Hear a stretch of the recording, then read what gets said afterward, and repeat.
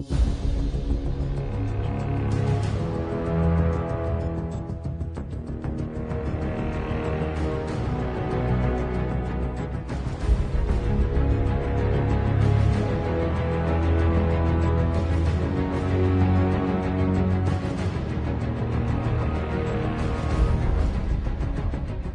everyone, welcome to the Game Junk Podcast. This is episode number 9 for December 2011, and my name is Sean.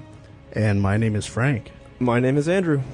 And joining us, we have a very special guest this time around. We've got our good friend Dan Double D.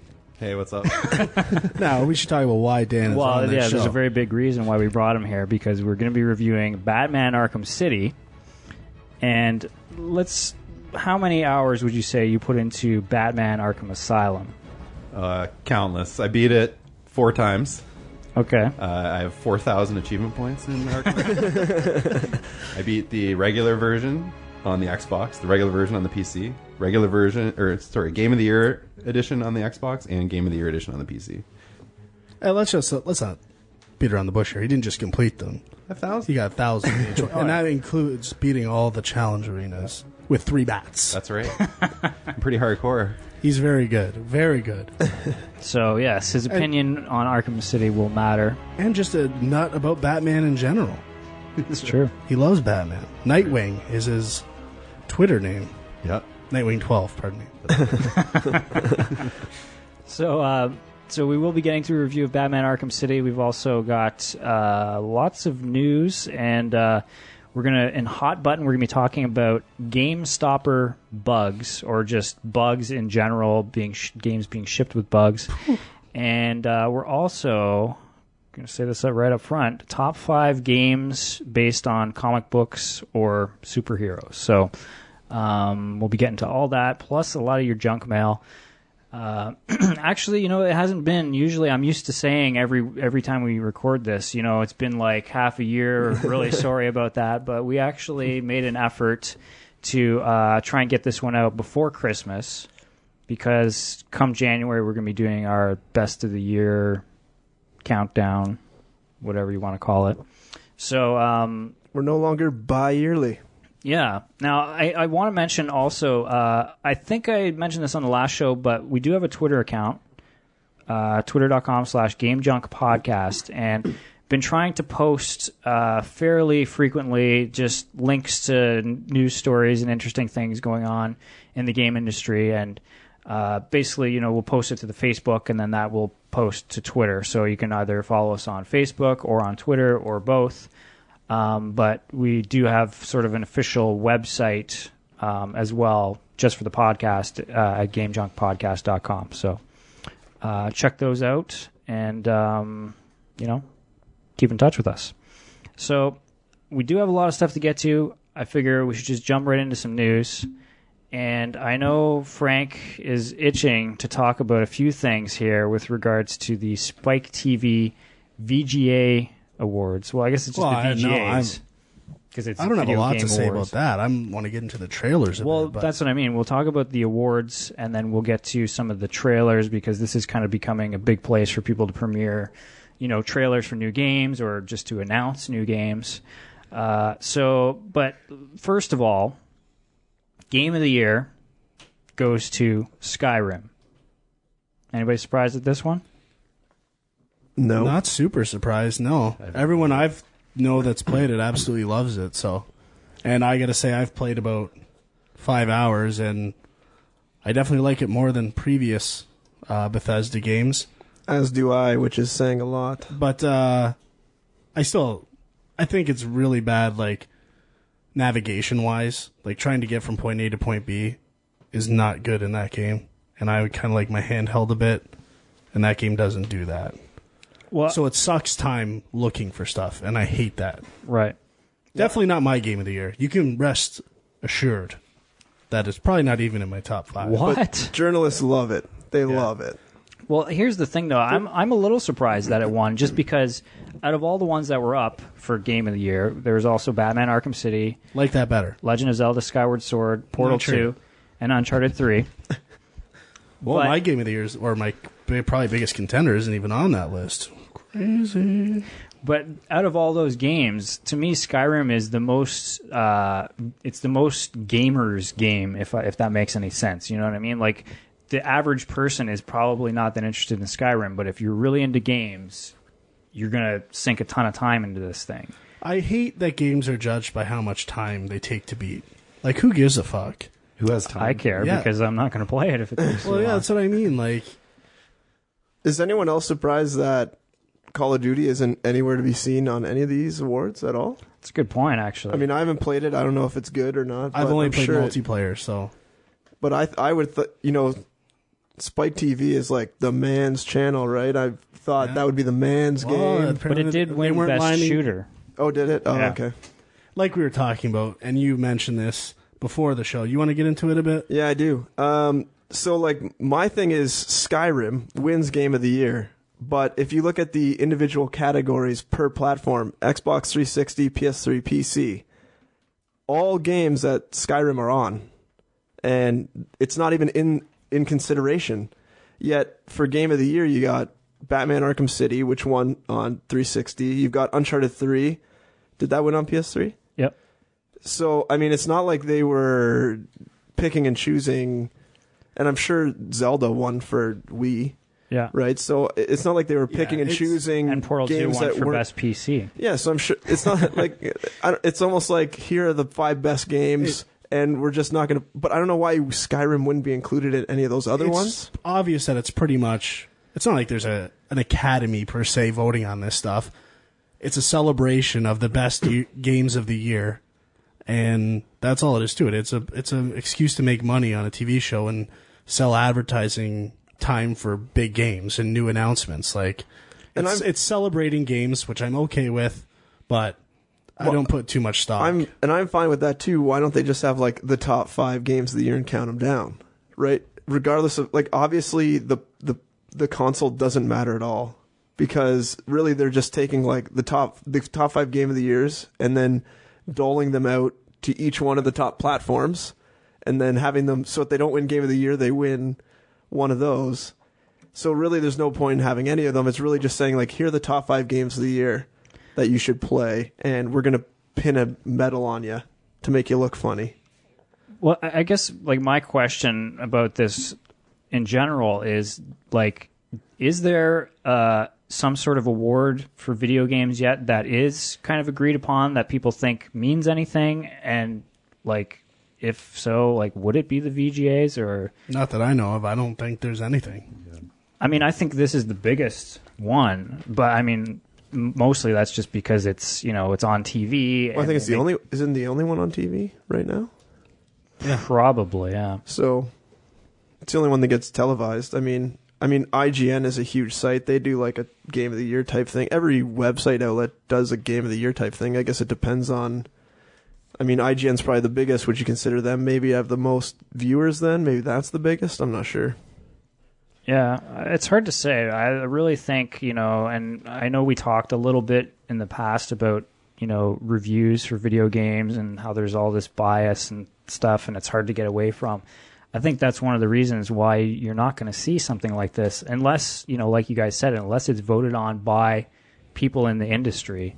And I don't know, maybe that will happen eventually, but probably a good way to sort it out. But I mean, like we kind of alluded to right at the beginning, like we don't have time to play these games. I know, like, Dan sunk a shitload of time into Arkham Asylum when it came out, but did he play anything else that year? Probably not too much, right? But that year I did, I think, but I only had kids after it came. Once I had kids, there was no time. So. Yeah, so I mean, like that's the other problem. Like, probably half of the industry like doesn't have time to play everything that comes out. So let me decide. Yeah, let Frank decide. I'm the only one Frank has with time. the balls to tell it like it is, and the visionary eyes to perceive the truth. now I got to ask you, Huck City, how do you feel about Bethesda winning Studio of the Year? I don't know. Well, I guess They're not my studio of the year, but I mean, overtime situation like. but I mean, like Valve was on there, and like, I don't know, like the Valve has like put one game out in the last 5 years, right? Like, I don't count Orange Box as a release. as a repackaging of Portal or whatever, right? as a category for this awards show, it's basically like best movie, best director. Like they kind of just chose all the studios that made the nominated best games. Yeah, to me, a studio that doesn't get enough respect is Insomniac. Like they're pumping out 1 or 2 games a year. All like the new Ratchet and Clank game didn't do that well, but I loved Resistance 3. I think they continually put out good stuff, and I'm curious to see what they do now that they're not tied to Sony, but they always kind of never get mentioned with anything, and I think they're fantastic. I don't know. I think people just love Bethesda because, I mean, like, I've been, like Frank, I've probably put about 5 or 6 hours into Skyrim. I'm, like, barely scratched the surface, but, I mean, they put in a shit ton of effort into the story and, like, the story behind the story. But and is that what makes a game good? I don't know. I think that's what, like, educated journalists who took English love. See, I don't want to read a book off a shelf that's like 10 pages on its But own. you don't have an English degree. I know, but I know I have a computer's degree. But like the thing is, I play video games so I don't have to read. And I think there's something to say about the visceral experience of playing a game and the idea of control. When you're reading, when you're just having narrative and ideas fed to you, it's not the same as participating. I don't think. I disagree with you, though. They're trying to, like, immerse you in a world, right, where, like, you know, it's like they're trying to put you in the room with the books. If you choose to take the book off the shelf, you can. That's what they're trying to do. And they're doing it. But I have, like, my nature as a gamer is to read everything, touch everything. Like, I can't leave something there and not look at it. And it just, like, expands my experience to a point where I'm just sick of it. Yeah. Sometimes you just got to let it go. I can't. Are you telling me that you don't read Mass Effect or Halo novels? Is that what you're telling me? I do not. But that's the great thing about Mass Effect. Like, just the look of the aliens and, like, the names of the races and a basic overlying structure of the galaxy is enough. And you barely had to read anything. Exactly. The computer would read it to you. Yeah, and it was part of the story, right? Well, that's what they did so good in, like, BioShock, and they do it in Batman Arkham Asylum City as well. Like, they have audio things that read off little snippets as you're moving around, so you don't have to sit there and read it yourself. But the races in Skyrim are not that unique. Like, I couldn't tell you at this point of playing for 5 hours the differences between them, but the visual difference of the races. One looks like a cat. Yeah, exactly. One looks like a lizard. I'm a lizard.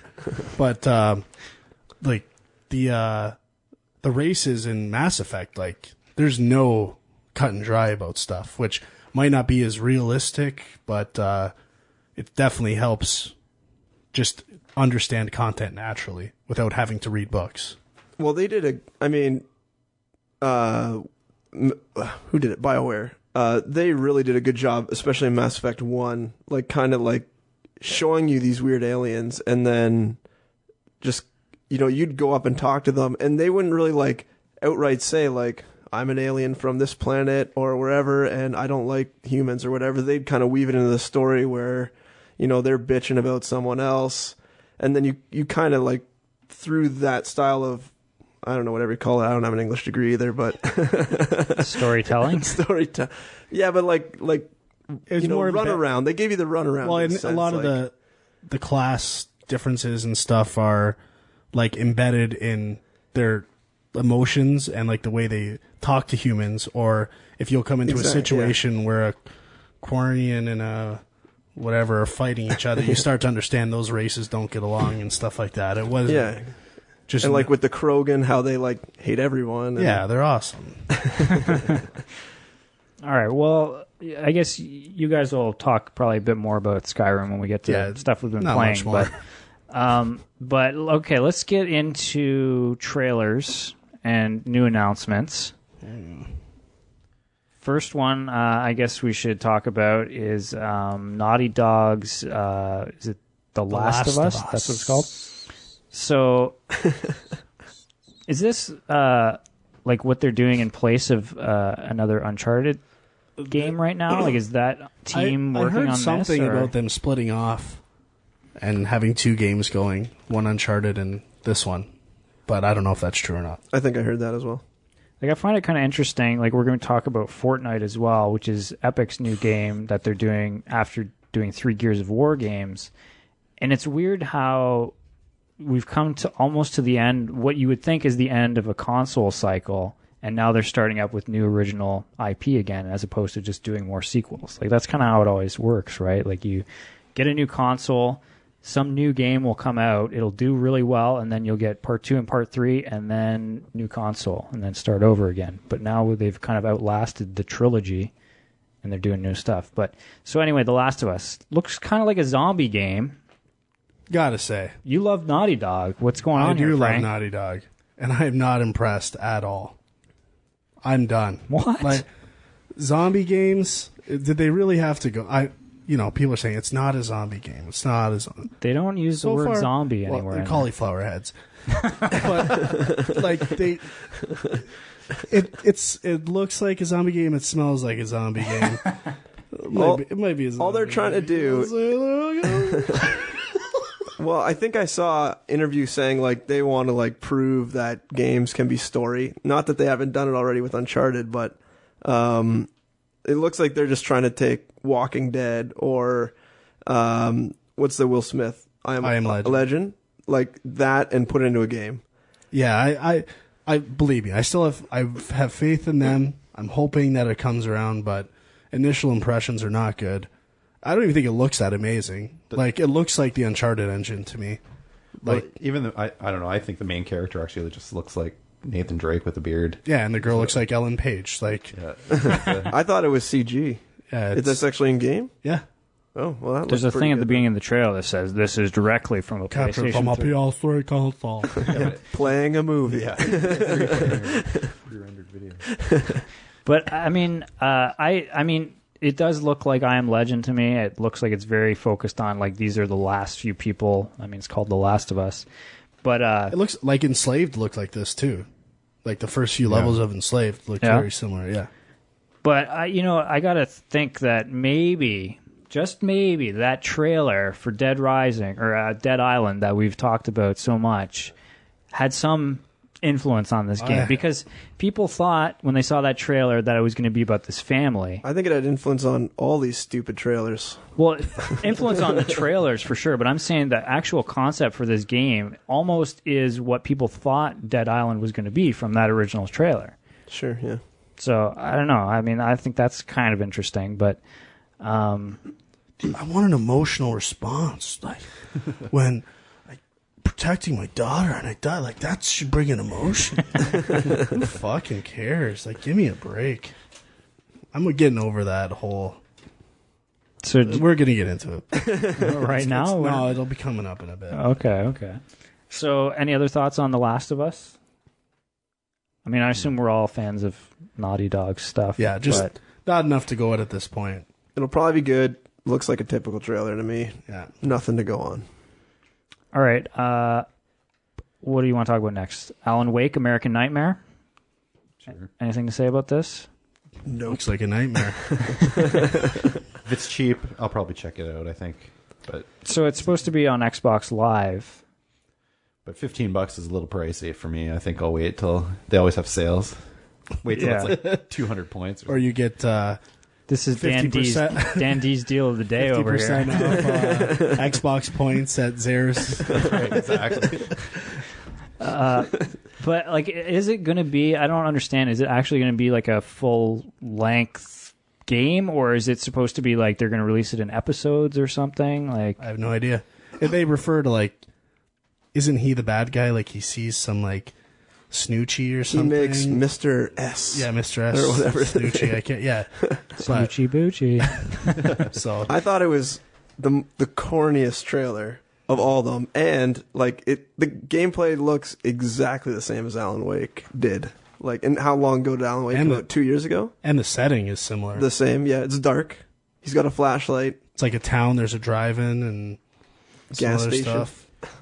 I imagine it'll probably be broken up though into chapters. Like Alan Wake, the game was that's like true. Well, that's one of the episodes, right? So it actually would have made sense even for the original game to be released Yeah. in sections on Xbox Live. All right, so Don't care. So next up, Fortnite, new game from Epic. Shit. I like that they have something with a little bit of a different artistic style. You know what, though? Before I got here tonight, I didn't even know this was an Epic game. So, like, I thought this game just looked like shit. Like, I mean, I know they're stylized, but on PSN, I know, probably Xbox too, there's a game that came out like a month ago. Rochard? Yeah, I think that's it. And you like bang nails into wood and block doors. Did you see this? I don't know. No. I downloaded the demo. Horrible game. But that's what this looks like. It looks like you're just kind of like boxing out rooms to keep monsters out. Well, it's hard to tell because it's basically just a cinematic. Like, I don't know if any of that indicates gameplay at all, but it just looks like a cartoony style tower defense game with zombies. Yeah. Hitting all the buzzwords there. Tower defense, zombies. That's all you need. Co-op. But I mean, I'll give them credit for doing something new, right? Like, you do 3 Gears of War games, they all sell like crazy. It's not that new. Like, I don't see anything too new here. Agreed. It seems like Nazi zombies from Call of Duty with some tower defense aspects, stealing the art style from Team Fortress. Like, it's still for them to go and start an original IP is Cliffy be a hand job here. Like, it's not blowing me away. I mean, I'm not that interested in the game to begin with, but still, to trying something new, I'm down with that. Great. Good. Okay. Mass Effect 3. Thoughts on this? I guess this isn't the first trailer we've seen for it, right? This is the first gameplay trailer. Is that right? I don't know. Yeah, there was like there was a demo at E3 with like I think it had the speaking commands to your teammates and stuff like that. Right. So there's been some gameplay stuff, but I don't know. I thought it looked pretty cool. It's obvious they're going to the direction of like the set piece kind of epic nature of something like Uncharted, which seems to be the direction every game's going. And yeah, I don't know. It looked cool. Yeah, that's obviously like a Reaper, right? Mm. Yeah, I would say so. I mean, I thought like they did a pretty good job integrating like large scale sort of like moments into gameplay. But overall, it didn't really get me super hyped up for the game. Like Frank was saying, it looked cool. I'll definitely pick it up, but I don't think this trailer convinced me to pick it up. You know what? Like that. Thinking back to when Mass Effect 2 was announced, like honestly, the thing that gets me most excited about Mass Effect games is like when they like would show a new race, like the green scientist guy and stuff like, and like, or even the Miranda character. Like that's like the new character stuff actually is my favorite stuff with Mass Effect. And I usually couldn't give a fuck about characters in games. Mass Effect. Well, I thought it looked pretty cool, killing like a giant whatever that was. It's a Reaper, but then going up and pressing that button. Yeah, watching a cinematic, and that's what it is. It's like quick time event after quick time event, and I think Uncharted does a really good job of making these set pieces interactive, right? Like they add unique gameplay, like especially in 3. I don't know who's played it, but like the way they change like the cover systems to like work up, like climbing up buildings and stuff like that, like taking the whole cover system and putting it in water and like they do it right. So maybe they're doing that in this game too, but it remains to be seen. We'll see. But the Thrasher Mom made a pretty sweet appearance towards the end. Yeah, I'm pretty psyched for Mass Effect 3. I love the first 2, so. And your collector's editions are appreciating like the Dickens. Oh yeah, nice. I could not find. Did you actually get one for Mass Effect 2? Yeah, I have. I couldn't find it anywhere. Yeah. I gave up. Future Shop Niagara Falls, right? I think so. Yeah. I just gave up and bought the real one. Did you get the original Uncharted collectors? The Uncharted 3 collectors? No. Why is that hard to find now? I haven't seen it really anywhere. No. I was just gonna buy it, return mine, and then rebuy it when the special edition is the same price as on Boxing Day. Like these collector's editions, let's get into it right now. Like they're always $40, like 2 months after the game comes out. It's absolutely ridiculous. So here's a little tip for all the kiddies out there: just buy the game, trade it in immediately, beat it, trade it in immediately, and then buy yourself the collector's edition. 4 months later. But save now, yourself a little Wait a dough. minute, though. This totally goes against your theory on collector's edition crap for movies. It does? Yeah, because these things always come with like crazy statues and like weird. I'd never buy those. I don't know. That's what I'm saying. Okay, but like, I actually like the content with the video game stuff a bit more. How so? Because the disc isn't embedded in the stuff. Oh, because like, you actually have a plastic game case you can still put on your shelf. like that's the thing. Except for Okay. Batman. Yeah, that's what I did. The Arkham City one, its collector's edition actually doesn't come with the game case. It's just like in the art book or whatever. There's a sleeve Oh, in the really? back that has the disc. But if you got it at Future Shop, you got a steel book. So at least then you have a case that's separate. So that's what I did. That's the real deal. Ain't nothing wrong with that. All right. We'll do one more. Oh wait, I want to talk about. Well, let's see what we you got say. we got two more, but well, okay. Tony Hawk HD. Yeah, looks like Tony Hawk 2 from. Well, it is. It is, right? It's Is that what it is? taking levels from part 1 and 2 and then upgrading them basically and adding some content. Oh, that is what it is. Okay, that's what I thought it was from the trailer. So I could never get good at Tony Hawk games, so No? I don't know. We'll see what happens. I'm actually kind of excited about this. Like I never got to play part 2 because I didn't. It only came That was out the best for one. it only came out for PlayStation 2 and Dreamcast. Okay, Dreamcast, and I think were Xbox eventually, but I never. You were going to leave out the Dreamcast. I was, but so I mean, I'd be wanting to play it because of that. But I mean, it is interesting what's happened to the Tony Hawk franchise over the last little while. I mean, like they've really run it into the ground. So this is kind of like, I mean, it's going to be a downloadable title, And everyone's going to buy it. It's like, but I mean, is this going to dictate what the next new Tony Hawk game will be? I guess I'd be kind of curious to see if they just, because I guess they're going to be adding like new current skaters to it and stuff like that. I don't know if everyone's gonna buy it. Like, is skateboarding like really the big fad right now? Like, I mean, when this game came out, like you kids Everyone- with your skateboards everyone- and your hula hoops. everyone started skateboarding, man. Yeah, I mean, this game was what brought. I mean, this game made Yeah. skateboarding the Yeah. fad. So I mean, bring it back. Tony Hawk was looking a little rough in the announcement. Did you see it? No. No. Oh, boy, you guys been partying. He looked bit rough. All right. Dan, What are we you in gonna for this close or out what? with? In for what? Tony Hawk? Tony Hawk? You're not a Tony Hawk fan? I liked the first one, so like I'm definitely probably more interested in this than like those ride ones and stuff. Yeah. The new ones. I yeah. haven't played any of those, but I like the first ones. Like I played it on the Dreamcast and stuff, so maybe.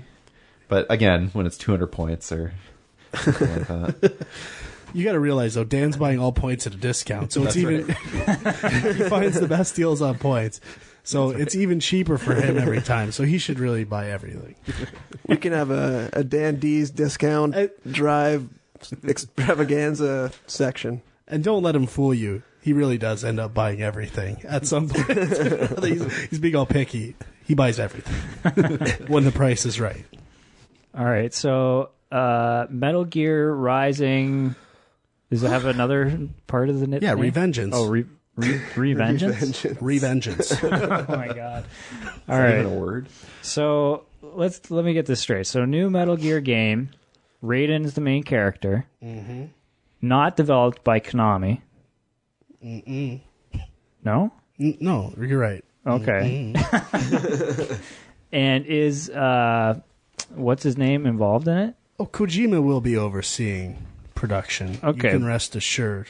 Okay, but he's not actually. It's not his game.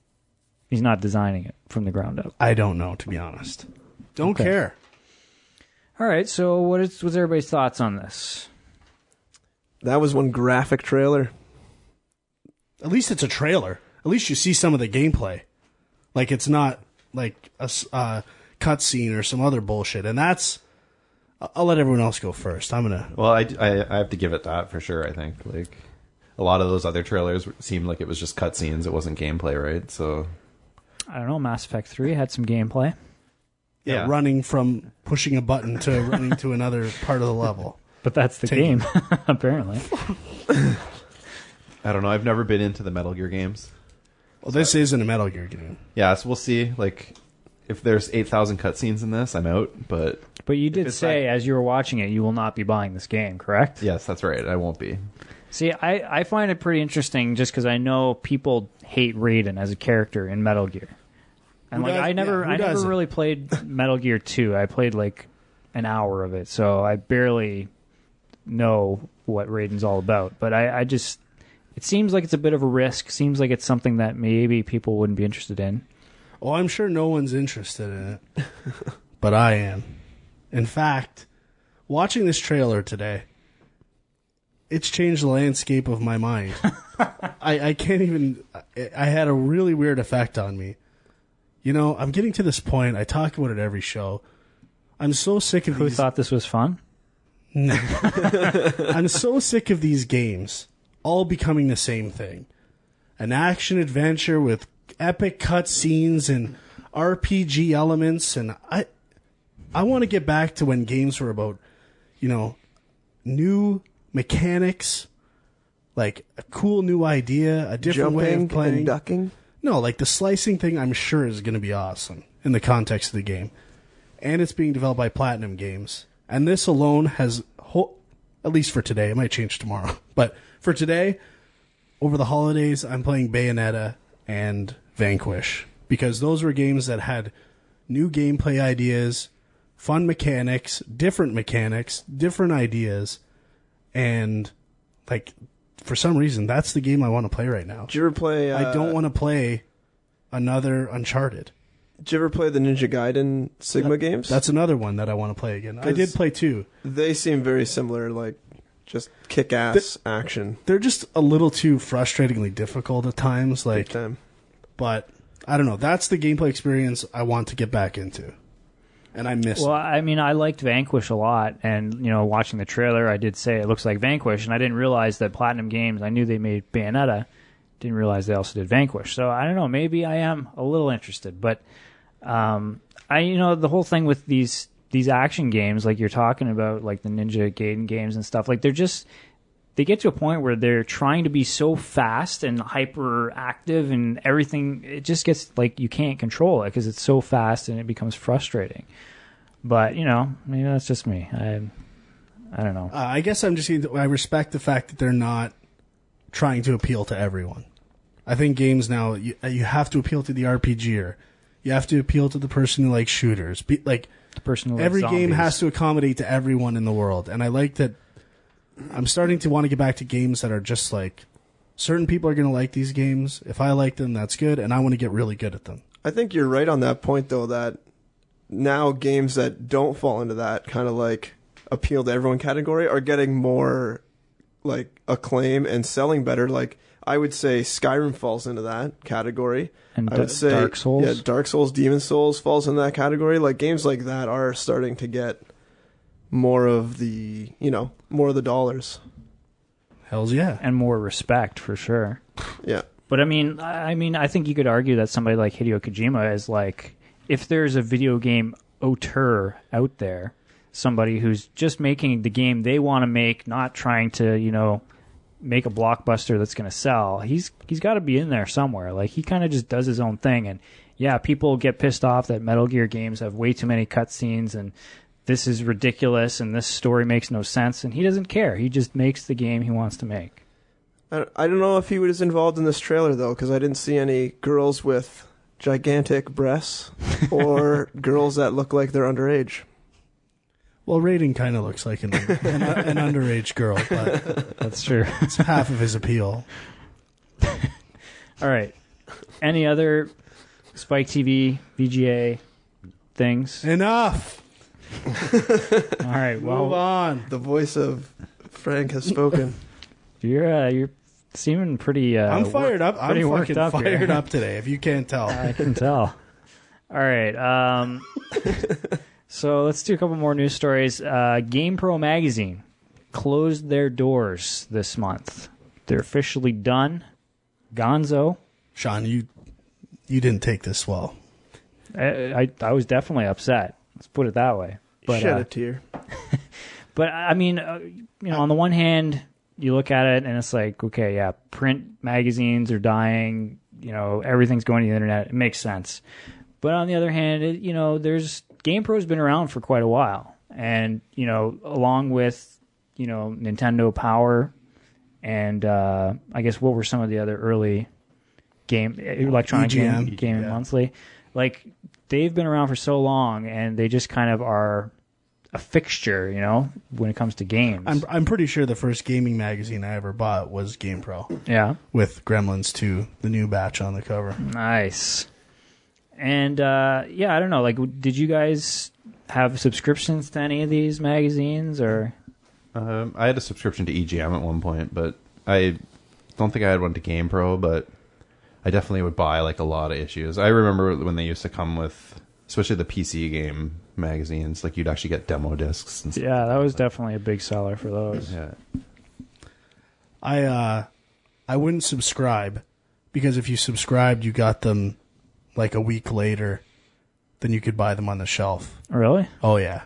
So I had like magazine drop day. Had to get my EGM, my Die Hard Game Fan, my Game Players magazine. I love. You had all these? I love. I thought he was going to go on with like 5 more. No, that's. I loved video game magazines. Like, I've still got a bunch of my Nintendo Powers sitting around here, but I had a subscription to Nintendo Power, but my dad worked at the post office, so basically anytime there was a magazine where the address changed or got sent back in the mail, he'd just take it home for me. So got a lot of pretty fraud. Sweet video game magazines. That could be way. a federal offense. might want to edit that one out. No, that's He's retired now. so yeah, but I don't know. What about you, Huck City? I think I had a subscription to Nintendo Power for maybe 2 years, and that was it. So not very long, and that was the only one I ever got. I don't think I ever had anything else. I mean, that used to be the way you found out about games, right? And you found out how to beat games, because, I mean, some of these games are so impossibly hard, you could not beat it if you didn't know the secrets. And, I mean, that was literally you're waiting to find out what games are coming out. I remember, like, seeing the first pictures for Final Fantasy VII in Die Hard Game Fan, for, like, Nintendo 64, the first coverage, like, there was one TV show at the time. I can't remember what it's called now. It was on Saturday mornings. It didn't last long, but they showed footage of E3 with Mario throwing Koopa around and stuff. And I think I might have talked about this before. Like, yeah, well, I rewound that and watched that. Like, to think and of paused seeing, it, analyzed the frames. like seeing video of a game that hadn't come out yet was just unreal to me. Like, print was all we had. Now to think we stream videos and, there's no mystery to games anymore. Yeah. Back then, like, even you were waiting for a review about the game. Like, there was no buzz. Like, well, and they'd like dangle the carrot too in front of your face too, because like on the last couple pages, they'd see like in the next issue, Super Mario 64, and they'd show you like one screenshot and like say, buy it next month or whatever. And so you'd be jacked up for that whole month with nothing to, like there's no internet. You couldn't look for anything. literally jacked. You would be jacking after that for a month. Pages may have been stuck together. Yeah. I might have been too young for that at that time, but it's possible. I liked in the back of the magazine they'd have like I used to love Mortal Kombat when I was a kid, and they'd have like all the list of what to do, how to do everybody's moves, so you could actually know how to do it instead of just randomly. Yeah, I think I had an issue of GamePro that had like a big pull-out thing with like all the attacks and stuff. One of my buddies, a listener of the show, he will not admit to this, or he might, but I remember him reading Game Players magazine and memorizing all the vendettas for killing people, for eternal champions, and he memorized them all. We went back to my house and he did every vendetta. It was amazing. So like you're talking about like he was reading. He was scanning the magazines. Like, okay, that like vendetta, in the store kind of thing. Yeah, so we didn't have to buy it. Yeah. Nice. Well, I wanted to bring up GamePro TV because they did have a TV show for a little while, and I used to tape it. Gonna tell you something that's gonna make me sound like a huge nerd, but whatever. Your bookcase already. Yeah, it's already been done. That. I used to have like a notebook, and I'd watch the show, and if a game that I had came up, I'd like take notes so I could like remember the passwords and all that stuff. I remember watching some of the clips when you posted this, and they talk about the game The Immortal a lot. Have you, like every episode has tips for The Immortal. Yeah, I really want to play The Immortal. All right, should I play a clip here? I didn't really find a good one, but they're all good. All right, let's just throw this on and see what happens. The Chuck Norris sound.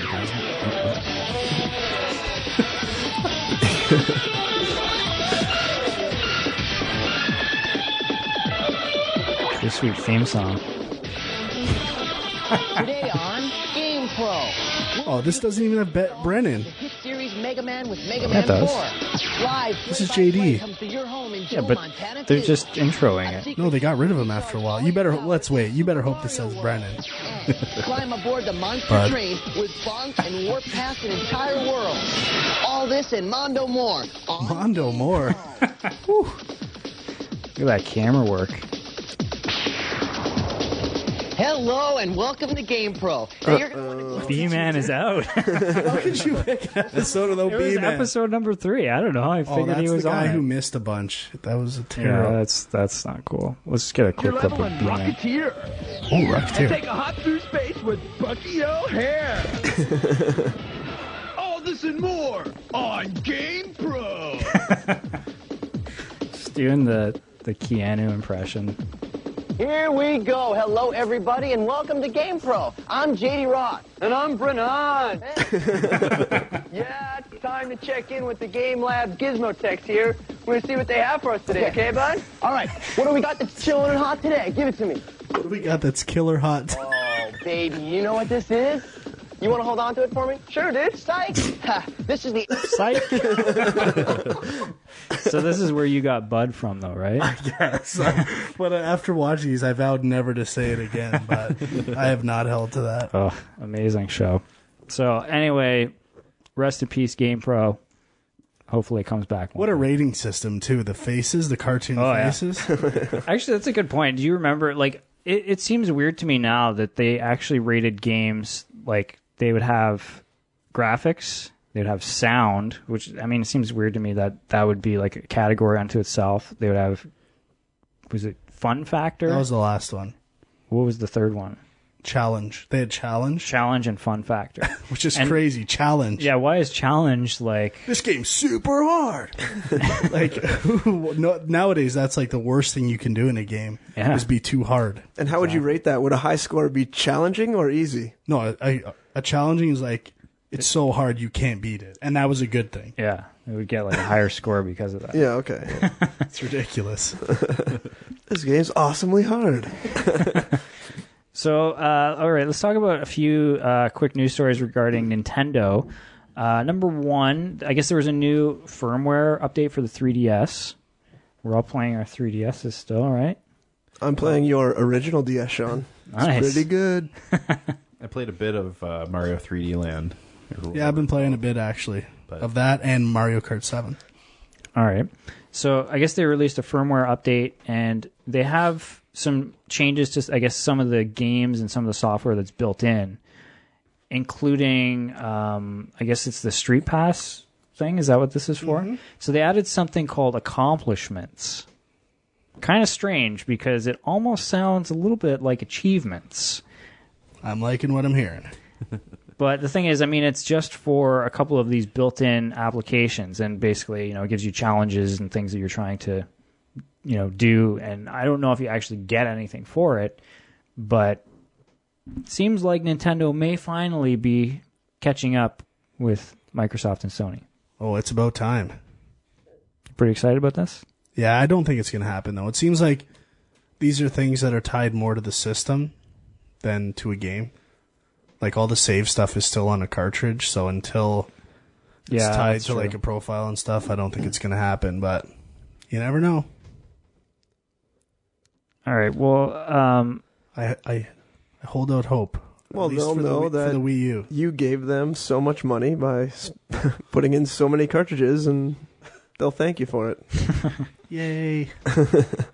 Now, the other kind of bigger news story, I guess, is that Miyamoto was supposedly well, there was a rumor going around that he was going to retire, or that he was setting himself up for retirement, and he was basically saying he's going to step back, not, be like the lead of a team working on like a Zelda or Mario game, and he kind of wants to just do some smaller projects. And that kind of got blown out of proportion. Everybody thinking, oh, Miyamoto's going to leave. Oh my God. And I don't know if this is true, but I thought I had heard that like Nintendo's stock had dropped or something because of it as well. Is that true? Does anybody know? I'm not sure. Oh yeah, for sure. Yeah? There was a stock scare. And So- it's crazy to think that one person has that much influence over a company that isn't even like a CEO. He's just a creative. Yeah, well, I mean, I guess the obvious comparison is Steve Jobs, but Steve Jobs is, he controlled everything with regards to Apple, whereas Miyamoto, it's just a guy that's creating games, supposedly. Now, so Nintendo very quickly put out a statement saying he's not retiring, chill out, he's going to be with us for many years still. Buy our stock. Yeah, but the guy's not going to live forever. Like, at some point, Nintendo's going to have to address the fact that Miyamoto going to go bye-bye. Yeah. And, like, there's no other names in video games that carry that weight at all. Like, it's not like they could sign or try to pay someone to come over that would, like, replace that name. There's no one other than him. I can't think of anyone that carries that kind of weight in the industry as Miyamoto-san. Cliffy B? No. But it's weird. Ken Levine, maybe? I don't think so. I don't know. I just, he's done so much. Like, he's a legend. Like, John Carmack?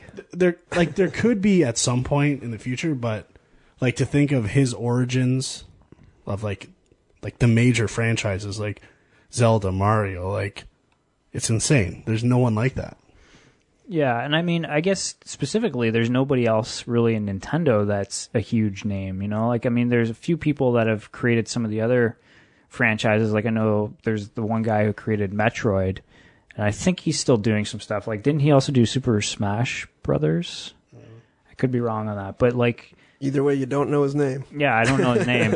And I guess, that's maybe a problem for Nintendo, that they're putting all their eggs in one basket, and they're not necessarily encouraging anyone else to step up and do these things. But I don't know. I mean, you were going to bring something up, I think, about Miyamoto and where he is in his career. Like, is he still, do you think he's still making great games, and he's still... I don't know how much influence he has on making great games, and I think it's almost to the point where, no one will say he's wrong about something. Like, I know our one of our previous guests, Papa de Caparich, Paul, went to GDC, and there was a talk by the guys who did Donkey Kong Country Returns. And I'm notorious for hating the blowing gameplay aspect to that game. Right. And at their thing, they said, at one point they had this thing in the game that just looked like Donkey Kong was blowing something. and Miyamoto's like, oh, that's good. Like, he should blow. And so they just listen to him. Like, and it's the worst thing in the game ever. Like, I just think it's to a point where, everyone thinks everything he says is amazing, and it might not always be the case. So, I don't know. Are the ideas that make these games good nowadays necessarily his? We don't know. He's just a name attached to them. But, like, he can't be coming up with every good idea in every Nintendo game. Like, I don't know. That's a guy who I'd be really interested to see, or like watch him do his job and see how much work he actually does. Yeah, well, I think for me too, the funny thing with Nintendo is they really have been repeating themselves a lot over the last decade, and I don't know, like, sometimes that's a good thing. They come out with new Super Mario Brothers for the DS and the Wii, and it's like a return to like old school 2D platformer, and people are like, oh yeah, this reminds me of what I loved about old Nintendo games. But really, I mean, when you look at all the stuff they've been doing, like, and I'll get to this a little bit with Skyward Sword when we talk about that, but it's the same thing over and over and over again. And I wonder if that's kind of what Frank was getting at with maybe they don't give anyone else a chance. Like, maybe the only one whose ideas they'll use are Miyamoto's, and, Miyamoto, he's getting older, maybe he just likes to stick with what he knows, he knows Mario and he knows Zelda. So I'm going to do those games, and they're not giving anyone else a chance, and they know those games make money. So they're just sticking with them, and they're not letting anyone else come up and try anything new. And it could be the opposite too. Like, there's a lot of cool like gameplay mechanics with motion controls and like some of the stuff they've done with like, using the mic on the DS and stuff like that. And those could be his ideas. I don't know. And if they are, then he's still amazing. And it would just, I don't know either way which way it is, but I would love to see that guy in action. It would be a really interesting thing to see. He could still be amazing, and I just don't know, and I'm basing everything off one blowing comment on GDC. But I don't know. But get a documentary going. He would be an amazing person to make a documentary about. Yeah, definitely. So, Hirosh, you're not a Nintendo guy, from what I... No, I'm not. So I have the Mario 3D Land, and just kind of like what you guys were saying, it's the same Mario game that I played when I was 8 years old or whatever, right? Like, they haven't changed it at all. They added, minor little elements. I find that the 3D in it is almost an afterthought. There was one part where I found it useful, and the rest of it I just flip it off, even when it tells you to put the 3D on. What? It does nothing. The one thing that the Mario games do well to me, though, is they'll come up with a gameplay mechanic that you only use twice in the game, and it doesn't feel like they lean on the same stuff over and over again. They'll come up with a drilling thing that you use 2 places in the game, and it's really fun when you use it, and it doesn't wear out its welcome. They're really good at doing stuff like that, unique content. They don't give you a power that you can use over and over again in a game. They pick well-designed locations to use that power, and they give them to you in the context of the level. And that, to me, is the biggest plus Nintendo has going for it design-wise, is controlling situations for mechanics. And I don't think enough games do that. It's always, here's a power, you can use it anywhere in the game. Whereas Nintendo will just say, check this out, you can use it in this really cool situation that we've designed to be amazing with this power, and that's the only time you're going to use it. Yeah, so I agree with it's that. always awesome when you do it. Yeah, but then you're always kind of regretting that you can't use it anywhere else, right? I don't know. I don't think so. Because they're so tailored to the power that it doesn't feel like I should be able to use this anywhere else. It really is a unique environment power combination that when you're doing it, it's awesome, and when you're done with it, I don't know. There's a new one to replace that. Right. That's different. Yeah, and I didn't play Mario Galaxy 2, but I played Mario Galaxy 1, and you don't want that bee suit in a water level, right? It's useless. There's no point to have it there, so they don't put it there, right? It makes perfect sense from a design point of view. Exactly, and you never get sick of stuff. That's the one thing that no other game company seems to realize or try to mimic that I've seen. Everyone's going from the no power to superpower scale, and that's it. There's no you get this power here and that one there. Yeah. I agree with what Frank's saying there. All right. Well, let's cover one other news story. And I know that you kind of want to get into this, Huck City. Now, I guess there was a lawsuit filed against EA recently, specifically over Battlefield 3, and I guess something that they promised people could get if they bought the game. I guess it was supposed to come with a digital download of one of the older... Yeah, 1942, I think. Yeah, 1943. 1943. For XBLA and PSN. So the game comes out, and that digital download isn't there. Yeah, it's missing. So people were pretty pissed, so they filed a class action lawsuit against them. That's right. Now, so first of all, do you guys agree with that, or is that...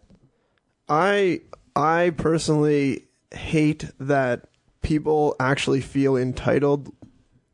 They have this they feel they're entitled to that thing that someone said. It's almost like if you were to go to your local bakery and you saw on a flyer that they were selling bread for 99 cents, and you went there and they were sold out of bread, and then you go and file a class action lawsuit against them because they didn't have bread when you went there. Like, it's the stupidest thing I've ever heard of. I just know Dan's eyes are going to light up at the Popeyes chicken situation. Where they ran Are you out of chicken or no chicken? But I mean, like, I don't know. I don't know why people feel like it's their right to sue. But now, how do you feel about this, Dan, as a bargain hunter? You see the 99-cent ad in the flyer, and they're sold out. One more thing, though, is that this was free. Yeah. It wasn't like they paid for it. It was a free, like, bonus. All right, so you see an ad in the flyer. If you buy this loaf of bread, you get a bonus roll with it. Right. Now, just one, like, you could run out of rolls. You can't run out of free download codes for an electronic delivery. Right. Okay. Like, my thing is you see an ad that says 99 cents or free or whatever, and you get there and they don't have any. They should give you a rain check if it's for bread or whatever. So you can come back and get it at that price when they have stock, because it didn't. If the ad doesn't say limited quantities, then they have to give it to you. But in this case, if it was just some guy in an interview saying, "Oh, it's a free download," like, it wasn't on the actual box. No, I don't think it was like an official statement. I don't think it was in any advertising either. No, I don't think so. In this case, I don't think that the people suing have any type of case, because it's like some producer on the project or something said, "Oh, we're going to give this game away for free," and it got reported that way. Well, maybe he was misinformed, or maybe they changed their mind or whatever. It's not on the. If you go and look at the actual package, it doesn't say includes this game. That's not in there. If that was the case, then I'd be pissed, because I'm like, it's telling me right on the box. Sure. Have this, of course. This too, sure. Right? But I mean, at the same time, like, if you went and they didn't give you that rain check for that roll, would you then get all your friends together and file a class action lawsuit against the bread factory? Absolutely. Now, one thing, they could have put it in there and charged an extra $5 for the game or something, right? Like, maybe that was the alternative. Who knows? I, for one, am so happy they didn't get it for free, because I already bought it, and I would have been super pissed if people got it for free after I paid for it. I don't know. I just, like, sure, like, they're giving you it for free to try to suck you into buying it. Like, that's the whole, like, goal. But I mean, are you necessary, like, especially in this case where it's not advertised, like, some guy just said it. Yeah. And it was recorded, right, digitally, of course, so now it's there for eternity. And then they keep, but I mean, like, why would you feel it was necessary to file a class action lawsuit for a free game? Like, you're not going to come out on top in this case here. You were, like, I don't know, it just makes no sense. Like, just don't buy any more EA games. Like, that'll hurt them just as much as filing a class action lawsuit. Well, probably not, but. Well, and I guess, you know, to me, it's like, yeah, you should. People say the craziest shit all the time when they're trying to promote their game at E3. I mean, there's so many features in games that are promised and not delivered on. If you're a gamer, you should know, okay, I'm going to read the reviews, and I'm going to see, okay, is this actually in the game? I'm going to look at the box. Is this actually in the game? If it's not there. Tough luck. Like, I can't believe that these people actually, I mean, if that's what it is, I don't know for sure. I think what pisses me off too is that, like, you have someone who's buying a product and they don't get a free thing. So they're going to go and then, like, they obviously like the product. They bought it. They want to play Battlefield 3, right? A lot of people did. I think last I heard they sold 8 million copies of this game, right? So a lot of people like Battlefield 3. So if, let's say, all 8 million get in on this class action lawsuit, that's probably going to cost Sony, well, nothing for the download, right? That's free.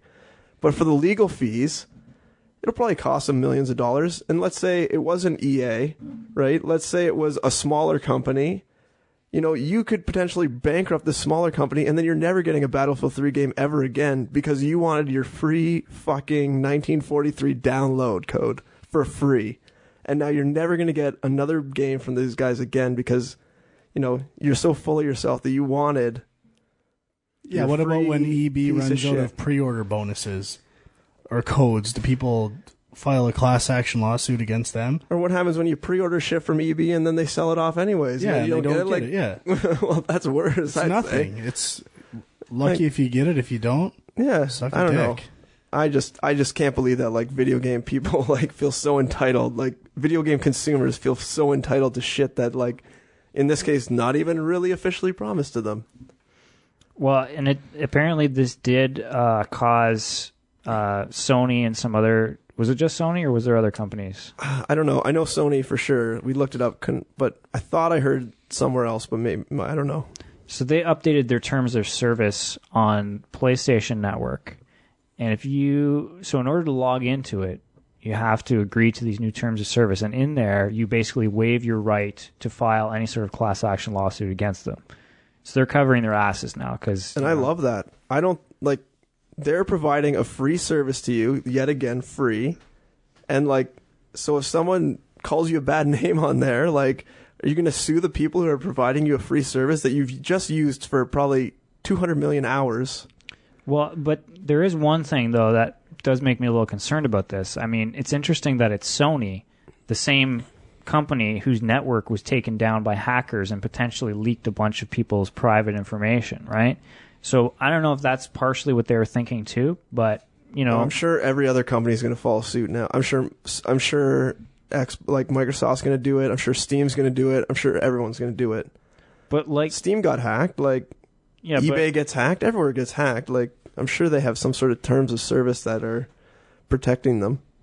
Yeah, protecting them, not protecting you, the user, which you're giving them your private information. Well, you don't have to. Well, you do if you want to play. Well, don't play if you're so worried about it. It's not like you're paying for it. I guess so, but I mean, I think there is like me putting a moldy bread roll on the table. You don't have to eat it, but you might want to. But there is an understanding that if I'm going to give you my credit card info, that it's going to be protected in some way. Well, right? If I leave my credit card info on the table, I'm not leaving it on the table. I'm putting it into an encrypted vault that's supposed to be protected, and it's not. Potentially. And never give your credit card out. That's the only way to be safe. Just buy don't pay in cash. Pay in cash. Just buy the cards. Yeah, there you go. There you go. Plenty of ways to get around it. I just think it's like, I think it's almost like blaming someone else for your own mistake. I mean, obviously getting hacked is like a bad thing, but like Frank was saying, you didn't have to put your credit card in there.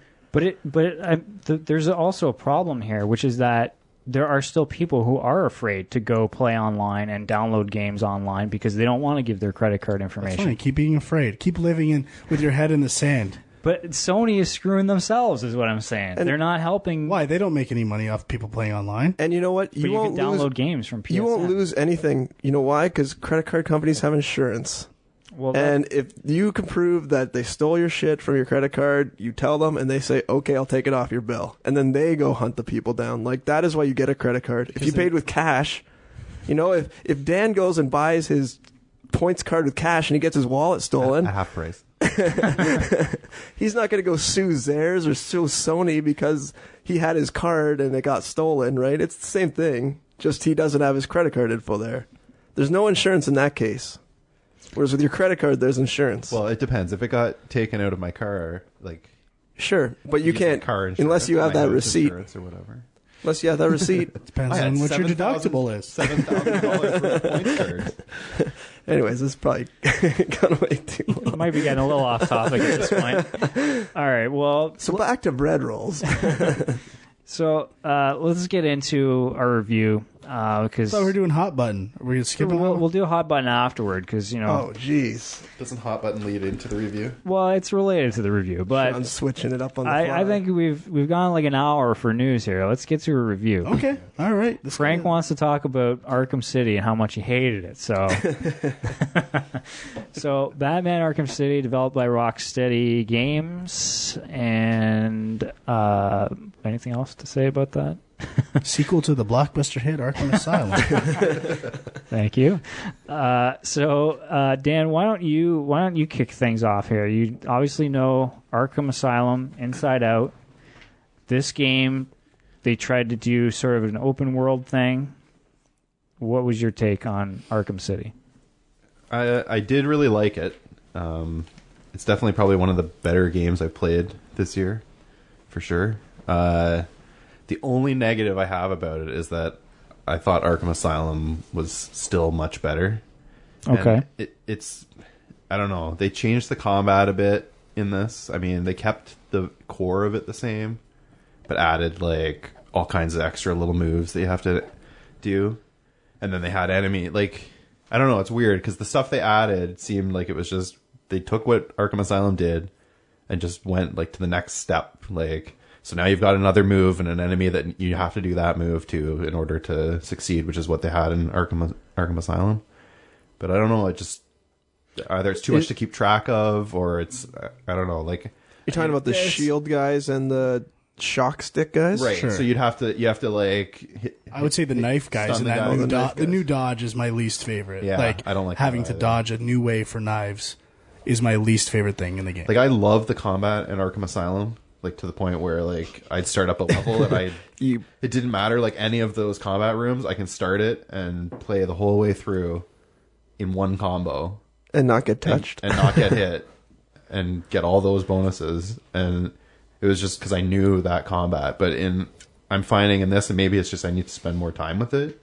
Like, I beat the single player campaign, I played a few of the challenge arenas and stuff, but I find it's the combat, it's constantly I'm getting hit instead of not getting hit. I think you kind of hit on a big thing for me in this game, and it's tough to fault the game for this, but just too much. Yeah. And for me, I was a little intimidated by the size of the city when I started, but I got over that pretty quick. Like, I think it's in terms of being a bigger scale level, it's good, and there's not many parts of that city that aren't relevant, whether it be a Riddler trophy or secondary missions. Like, everything in that whole landscape is important to the game, and it's not filler space. Like, a game like Skyrim is like tons of filler space, right? Yeah. Everything matters in that spot, and I love that. Like, that's amazing. But the problem is, mostly at the start of the game, this radio's going off every 2 seconds. Like, I don't know if I'm supposed to follow these other secondary missions, stick to the main story. There's a new radio signal every 2 minutes, a new side mission. Like, there's just too much going on at the beginning of this game, and I think they opened up the world to secondary missions too early. I think you should have had to be a little further into the story before they started opening up this world. Like, you're doing the first mission and your map is already flooded with dots everywhere, and I'm like, just kind of overwhelmed. I don't know what to tackle first, what's important, what's not, what's optional, what's not. And now, that being said, after you beat the game, that stuff is amazing. Like, the side missions, the Riddler trophies are incredible. Like, I've had so much fun after beating the game tracking that stuff down.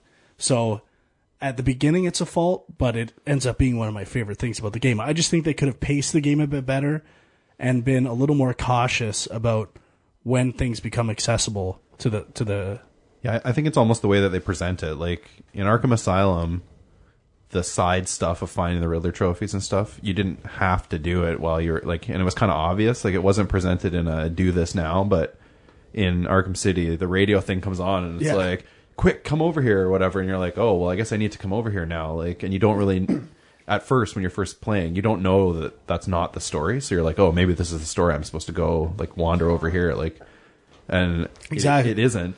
And like, eventually, like, that's how I play it. I did the first few side missions and I was like, oh, these are just side missions. I'm just going to only do the main story. I want to beat the story.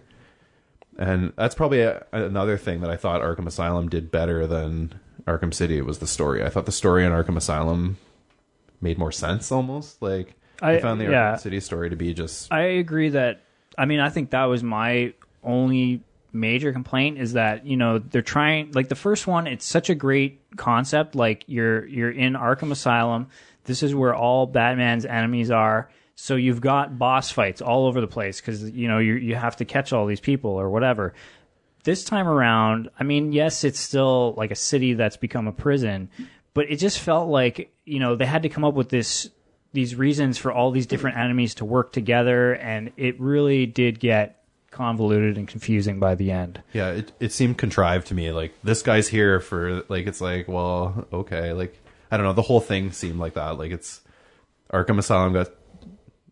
Hopefully this isn't a big spoiler for Arkham Asylum, but it's destroyed at the end of the first game, so they move everybody into the city kind of thing or whatever. And I don't know.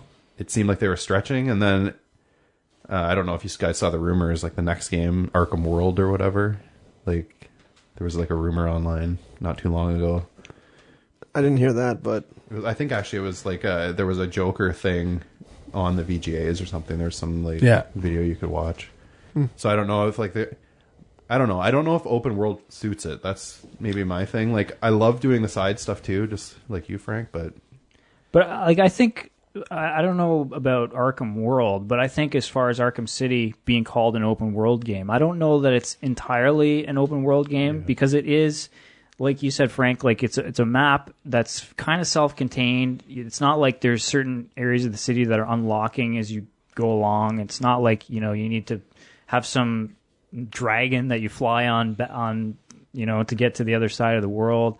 Like, it's just kind of bigger than the first game, a bit bigger. And, the fact that you can navigate through that world by, swinging around and stuff kind of feels a lot like Spider-Man 2, I found. But, I thought all that stuff, I never was frustrated trying to get from one side of the map to the other. I thought the traversal stuff was really good. The only thing I got frustrated with is after beating the game, I really think there should have been like squads of enemies that once you beat them, they're gone forever.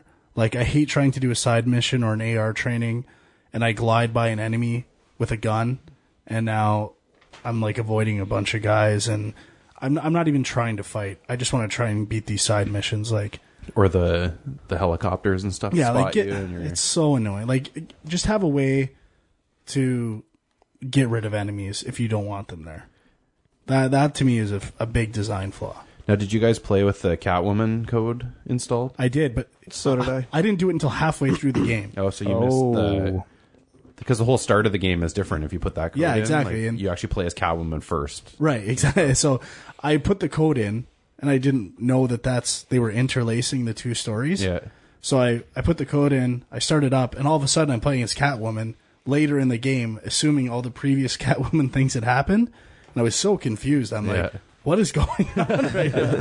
Why am I talking to Poison Ivy? Like, this is insane. But that is pretty cool. How did you actually. did you like the Catwoman Yeah, stuff? for sure. Absolutely. Yeah, I did. I almost think like the next game they do should be a Catwoman game with that mechanic. Like, I didn't really I loved her traversal mechanics. I thought like it was I didn't like it Assassin's actually. Creed. You didn't like it? I like the Batman the traversal that Batman does way. I don't know. Maybe I just haven't mastered the sort of like scaling the walls shit too much. I think I always press it too early, and it just feels a little more slow and clunky to me. And I find with her, I always find to get like stuck on shit, and like fighting is just, I can't get to the guys as fast as I want to. Like with Batman, you just hop off the building and I glide around until I get to the right angle, and then I dive bomb them, and I am perfectly set up however I want to be. But with her, I kind of have to like leap and hope I land kind of near them, and then just start mashing the melee combat to try to get to them. So, quick, while you're talking about the tapping mechanic for climbing up walls for Catwoman, I don't know if this comes into play on harder difficulties. I played on normal. What's the benefit to doing it well? Or that I didn't notice. It's like too early. Perfect. Like, I think you just climb up a little faster, a little smoother. Well, there's like a point score that comes up though, and I never figured out where that goes. I haven't played as much though, so it's tough to say. Although I know I was talking to Dwyer about this, and I played it from the beginning, and I sort of found that I didn't know if I was about, you play the first part, and then you play a little bit of Batman, you play the second part of Catwoman, and then essentially the whole rest of the game goes by, and you don't see Catwoman at all. And I was kind of like, did I miss it? Like, was I supposed to find something I missed? Like, is the game broken? I don't know. And then you kind of beat, the majority of the game of Arkham as Batman, and then you get Catwoman again, and then you beat the rest of the game, and then the last kind of bit is with Catwoman, right? And so, like, it seemed weird they, like, hype up all this Catwoman stuff, and they have, like, you can upgrade her and all this stuff, but then you rarely kind of only get her at the beginning and at the end. Yeah, I was like, why am I going to upgrade Catwoman when she's barely even in this game? Like, it was kind of weird. But to me, it kind of indicated that it was sort of like an afterthought almost. Like, maybe they knew Catwoman was going to be in the game, but just the way they had to integrate her in the story, it was like very clearly like, all right, we'll throw something in at the beginning, something at the end, because there's nowhere in the middle for her to fit in. Yeah, you know? yeah. But I think that's a pretty cool idea, and the fact that they're doing more DLC, like they're doing a Robin one And Nightwing. and I already Nightwing. have the Nightwing one. It's pretty cool. How's that? It's not bad. Like, there's no single player like story stuff. Okay. It's just the challenge rooms. Challenge rooms. So you can get Robin for that. There's Catwoman and Batman you'd have already once you put in that Catwoman code, and then you can get there's a Robin DLC, and then there's a Nightwing one as well. And it's just you can do all the challenge rooms with them, and they have like slightly different abilities. Like Nightwing has 2 like electric batons, basically like 2 stun batons, and so the combat feels almost the same for all of them, just the same as Catwoman kind of felt, still similar to Batman, but they have like different little moves that they can do. Like, so he stuns guys with his stun baton, and I mean, I thought that they did a really good job with Catwoman sort of using a very similar mechanic, but just making her feel a little different than Batman and kind of catering it to her The one thing abilities. that pissed me off about her abilities, I don't know if you guys found this, but I use after you knock them out and they're on the ground, if you do like the ground takedown, her ground takedown is the slowest thing ever. Like Batman, he runs up, jumps on him, does his twirl thing, whatever, smashes in the face, is done. So I do these while other guys are kind of like out of the way but running at me. And she like does this whole twisty thing and then like spends about 10 minutes like reeling back her arms to slap his ears or something. And like it takes her forever to do this. And in the meantime, like guys I've knocked down 10 minutes ago are now up and they're coming to hit me, and then I don't get to finish the ground takedown. But So she does it sexy. So she doesn't okay. though. She does it in slow motion. It's not necessarily Catwoman is sexy. pretty hot, like, and so is the animated Catwoman costume. Have you seen the extra costumes and stuff? No. You probably got like 2 Riddler trophies. I got a lot of them. I haven't man. seen it either, but I've got a lot. Oh, also. I feel like we're complaining about all the little stuff about this game. Like, it's still the animation stuff's awesome. Yeah, it's amazing. all like the combat animation is amazing.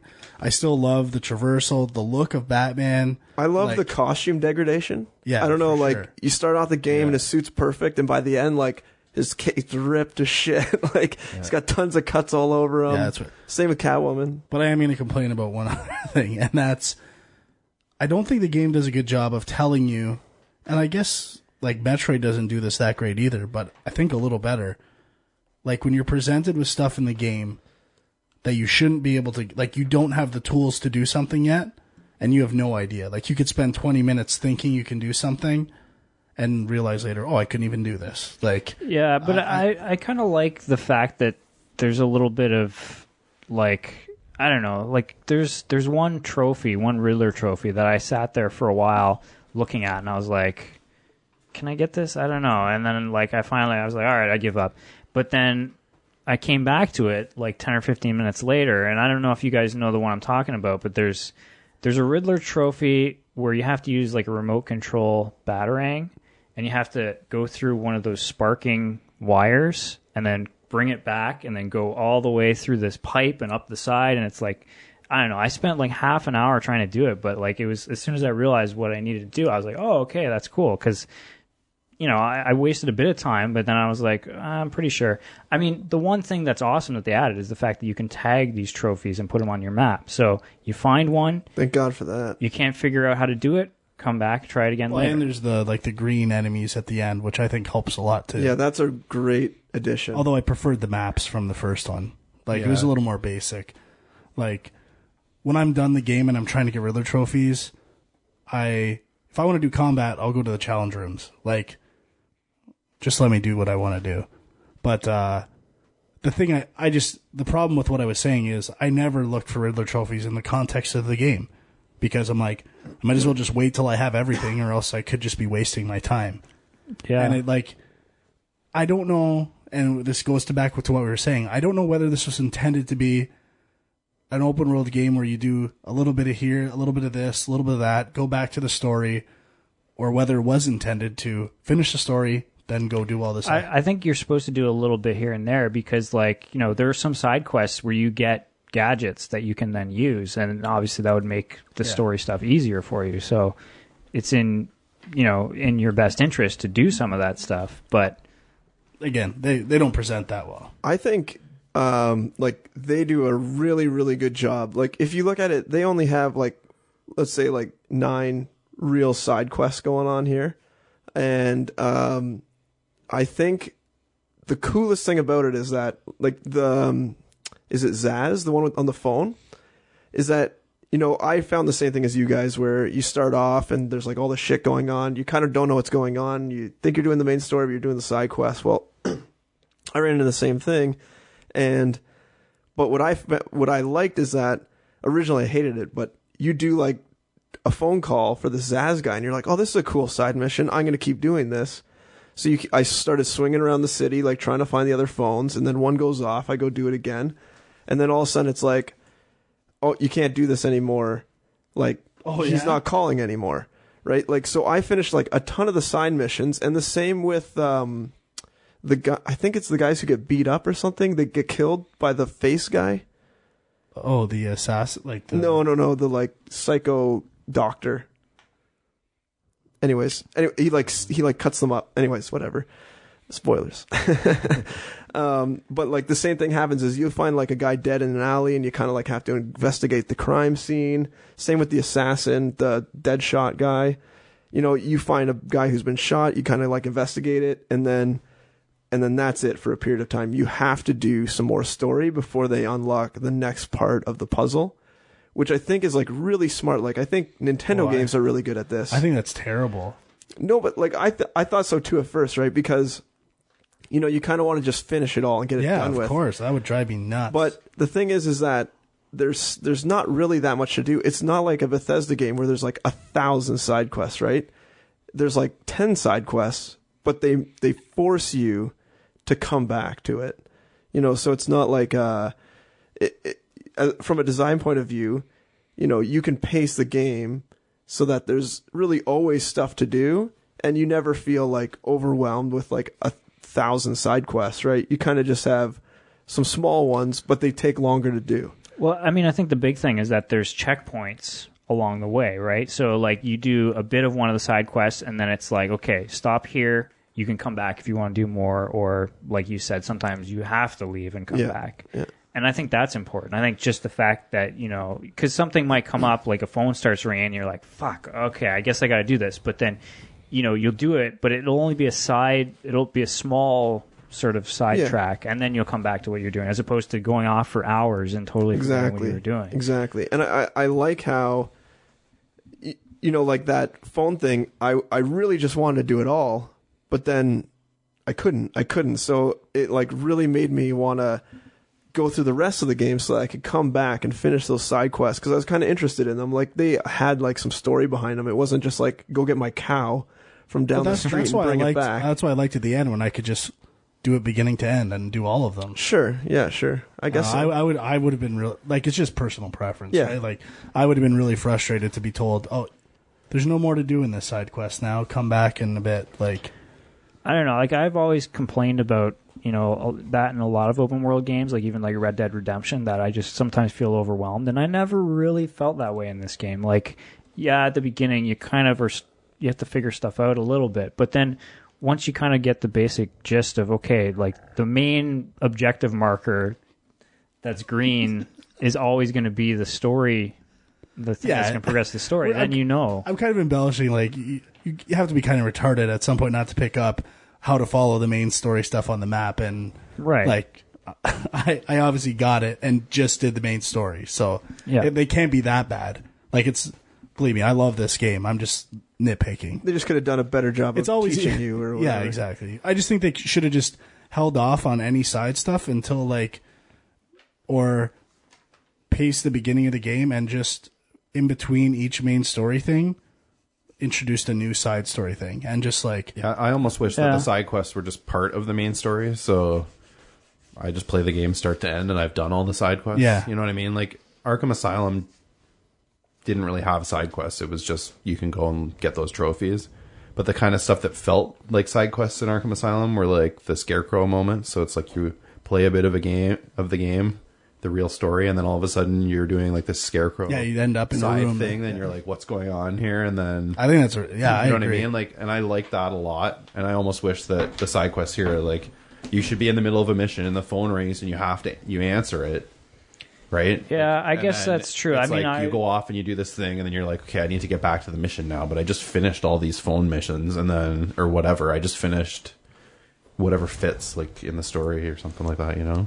Like when you put it that way, it does kind of make me realize that I will always prefer a linear game to a game that's open. I was just world. going to say that we like to have our handheld, like, and it's obvious with the games that we like, and I don't think that's a bad thing. Like, I think it's a compliment to the developer if they can hold your hand in a way that's a lot of fun, right? Right. Like, I'm doing this for entertainment. Like the benefit of an open world game is that you have a lot of options of things you want to do, and you never get bored of doing one thing. But I mean, Arkham Asylum was great for pacing, and like I don't know if you guys ever saw this, but I think there was an article maybe in Game Developer or something where they had like this chart, and they basically said, you know, this is how we pace the game. You know, we've got exploration elements, we've got puzzle elements, we've got combat elements, and they basically made it so that it's very balanced. You know, you do a bit of this, bit of that, bit of this, and you're always you're never in one section for too long that you get bored of it. They're very good at that. And I mean, I think they did the same with Arkham City, but I guess in some ways they kind of left it up to you to create the balance by going back and forth.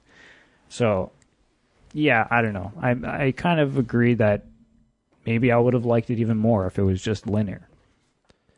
Did any of you guys like or dislike the detective parts of it? I love the detective stuff. So did I. I kind of wish there was more. Like, there really wasn't too much. Really, there was like maybe one or two sections in the main storyline, I think. Yeah, and then there was more in the side quests, but really not too much in the main. It's kind of like what they ended up being in Arkham City, where you find some trail and follow it, right? Mm-hmm. Like blood spots or something. Like, I think there's a big opportunity there for like a different way of following a trail or doing stuff like that. Because one of my favorite things in detective mode is like, you know, the perspective puzzles with the question marks and stuff like that. Like, it was amazing in the first one. I still love it in this, and I think they could take the detective experience in that direction in some cases. But yeah, I almost think you could do like the open world type thing for this game could be you get to a building or something, you need to get into the building, and there's guys that are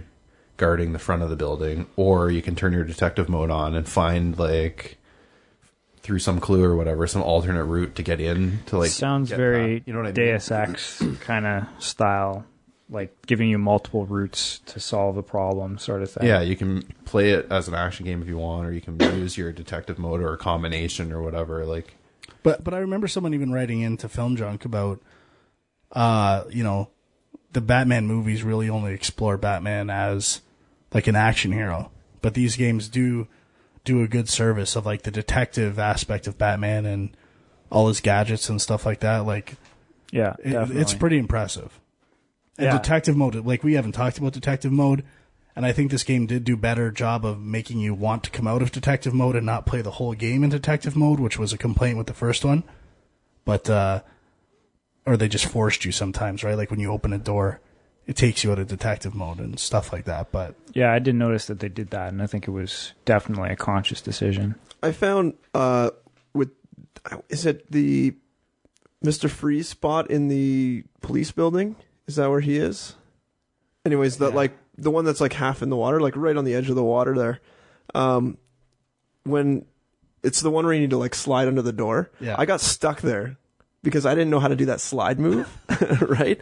So, which was frustrating for a bit, but I eventually, you know, got pissed and looked at GameFAQs or whatever and figured it out. But game fags.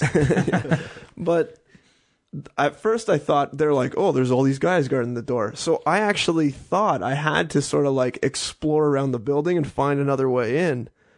So I actually really enjoyed kind of just traversing and not to be seen and trying to find my way in. And you know how there's like that back way in on the water?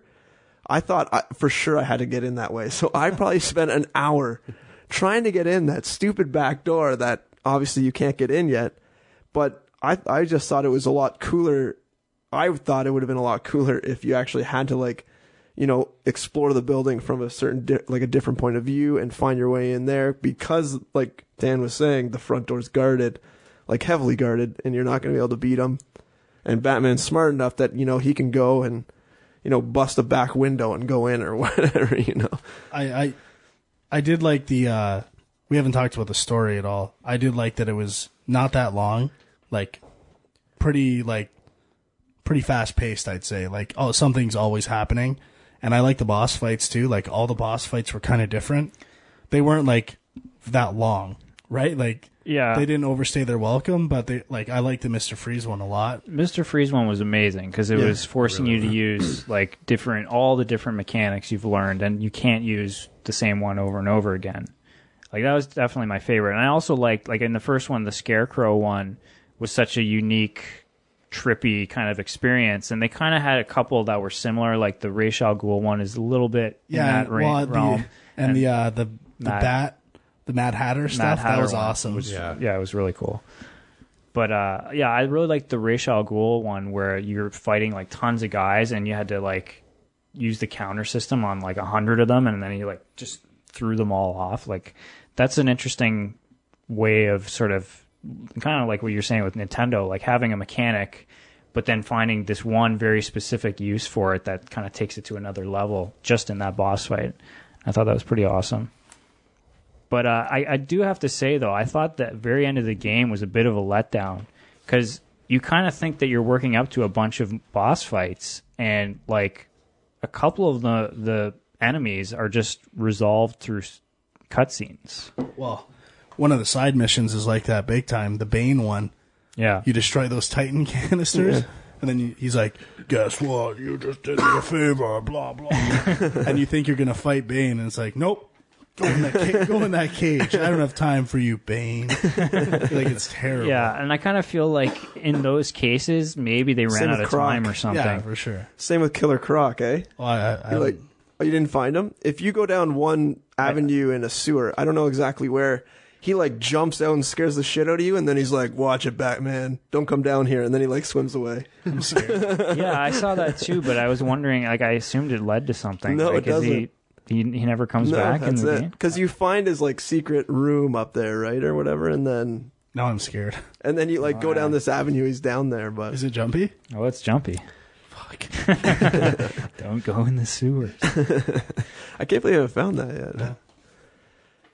One thing I wanted to bring up, and just getting back to the, like you're saying, how this explores elements of Batman that aren't, covered in the movies. Like, how do you guys feel about in terms of like a representation of Batman? Like, I don't know. Like, I guess, Dan, you're a fairly big Batman fan, but like, I know some people who are Batman fans, and they feel like the game is a little too violent for Batman. Like, it's too over the top. It's not what Batman is. You guys agree with this? I don't know anything about Batman, but I love the game's representation of Batman. Yeah? That's all I know. Yeah, I love the game's I actually think I like the game Arkham Asylum and Arkham City's Batman better than like Batman Begins and Dark Knight Batman. Like, I really like the game, especially Arkham Asylum. Like, that to me should just be the Batman movie. Like, it's awesome. Arkham City not as much, but Arkham Asylum for sure. I don't know. I don't think it's too violent for Batman. Like, he's not. In no point does he kill anybody. Like, well, there is one thing that I wanted to bring up, which I found a little weird. Like, there's plot points in the game where he's like refuses to kill people, right? Like, even with Ra's al Ghul, the boss fight, there's kind of something that happens where it's like Batman is supposed to kill someone and he refuses. But there's sections of the game where you have to interrogate Riddler's henchmen or whatever, like the glowing green guys. And if you hit them from like a railing up top, he'll like dangle the guy over the edge, and then as soon as you give him the information, he just drops him.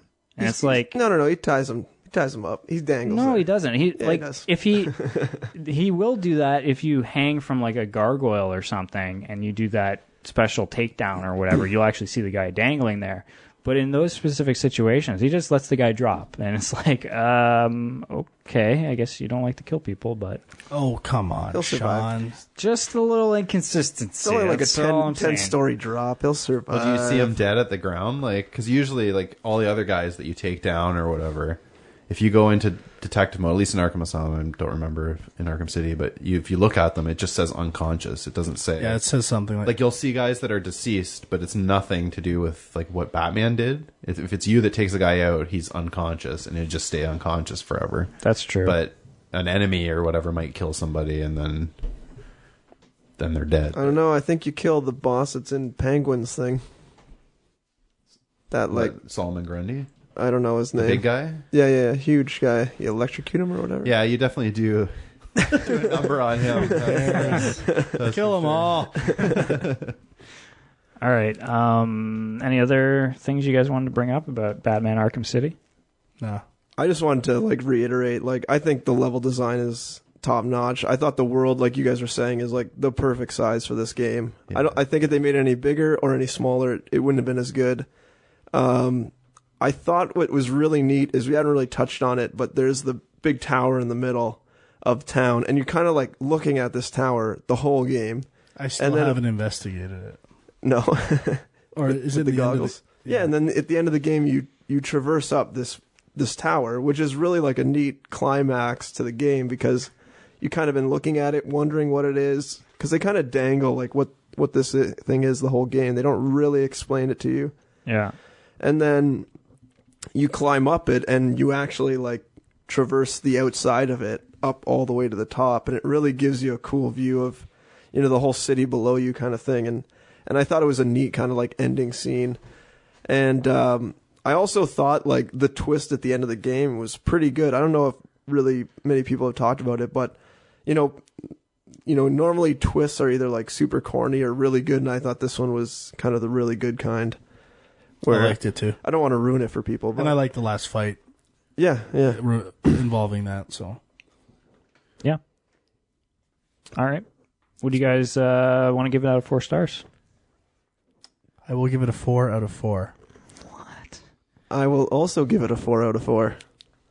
Yeah, I'll give it a 4 out of 4 too. It's the best game I've played this year so far, although I haven't beat Uncharted 3 yet, so it's the best And I game haven't I've played beat this Uncharted year, 3. which by far, so I will give it a 4 out of 4. Oh. Game of the year candidate. Yep. Not for me. All right. So let's jump into the top 5 first. It kind of ties in, and then we'll get to our hot button. So top 5 games based on comics or just superhero games, I guess, in general. Obviously, you know, you can stretch that category a little bit however you want, but let's go around and let's count down from number 5. My number 5 is Comics Zone for the Genesis. Knew that was going to be in there. You kidding me? That game is impossible. I haven't played it that much, but Because it's impossible. I just think it's an awesome idea, and I think it looks wicked. Yeah, let me ask you this: have you ever beaten the first level even on easy? I probably, yeah. Okay. Well, maybe you're allowed to talk about it then. So it's not based on a specific comic, but the idea is the main character is a It's comic inside book. a comic book. Yeah, And I just artist love too. the animations from panel to panel. Yeah. Okay. All right, my number 5. I know most people did not like this game, but I loved it. X-Men Origins Wolverine for current gen. I've heard it's pretty It was good. okay, overrated, but okay. Overrated. I thought it was underrated. We're gonna So fight. actually, my number 5 is actually X-Men Origins. Wolverine. Oh, overrated, eh, Frank? Yeah. It's 2 for 2. I kept my entire list to be current gen games, but yes, it's my number 5. Regardless. Well, I hope I'm not spoiling something that's to come for anybody. Commodore 64 game. No. TMNT, the arcade game. Boom.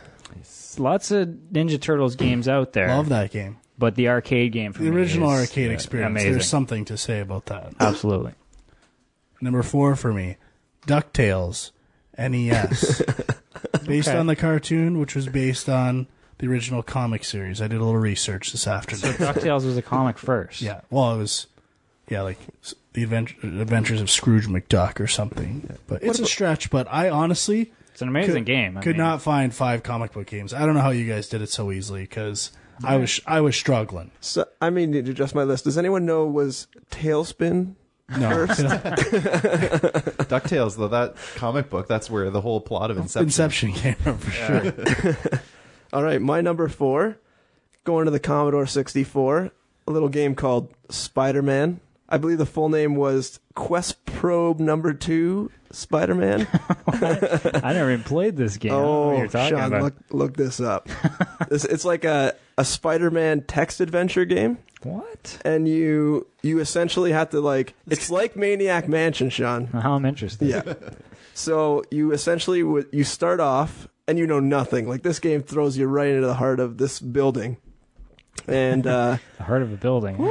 and it's like Hooked. and literally it gives you an image and then it says you're standing in a hallway. And then you have to type in go north, go south, go east, look here, look there, Use do Spidey whatever. sense? Yep, use Spidey sense, all that good stuff. But there's all this weird stuff where Spider-Man doesn't have his web power. You got to go and make it. You got to find clues and figure out why is it Mr. Mysterio or just Mysterio? Just Mysterio, I think. And Shocker and all these guys are there, and you kind of got to figure out clues and search stuff in this hall. It's really neat. I don't know. I love this game, and it's Sounds pretty cool. probably no one's played it. Have not, but I'm always down for a good text adventure. All right, so my number 4 is Marvel Ultimate Alliance 2, the current generation. Ooh, You like 2 better than 1? Or are we going to find I out? think so. I don't. 1's not on my list. It Okay. didn't make the cut. Maybe it would be number 6 for 1, but Okay. I think I like 2 better. I don't know. I had fun playing it. It's pretty good. All right. Number 4. Frank's not going to like this one. Spider-Man 2. oh yes. I mean, before this one came out, it was pretty much a given. Any superhero game is shit, from what I remember. Although I will say, the Spider-Man game for PlayStation 1 was actually pretty good. The one done by Neversoft. Did you guys ever play that one? I don't think I ever played that one. But so this one was a tie-in for the movie. I guess I should say movie tie-in games were always shit. And this was the first one that was actually decent. But I think the big thing was being able to swing around the city. It was a little sparse, but the actual mechanic of swinging around a city was amazing.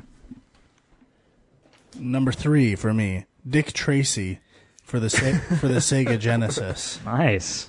Has an awesome shooting mechanic where half of it's a side scroller beating up and shooting guys this direction, and then guys will show up in the background and it's a different Tommy gun button where you shoot throughout a whole screen in the background.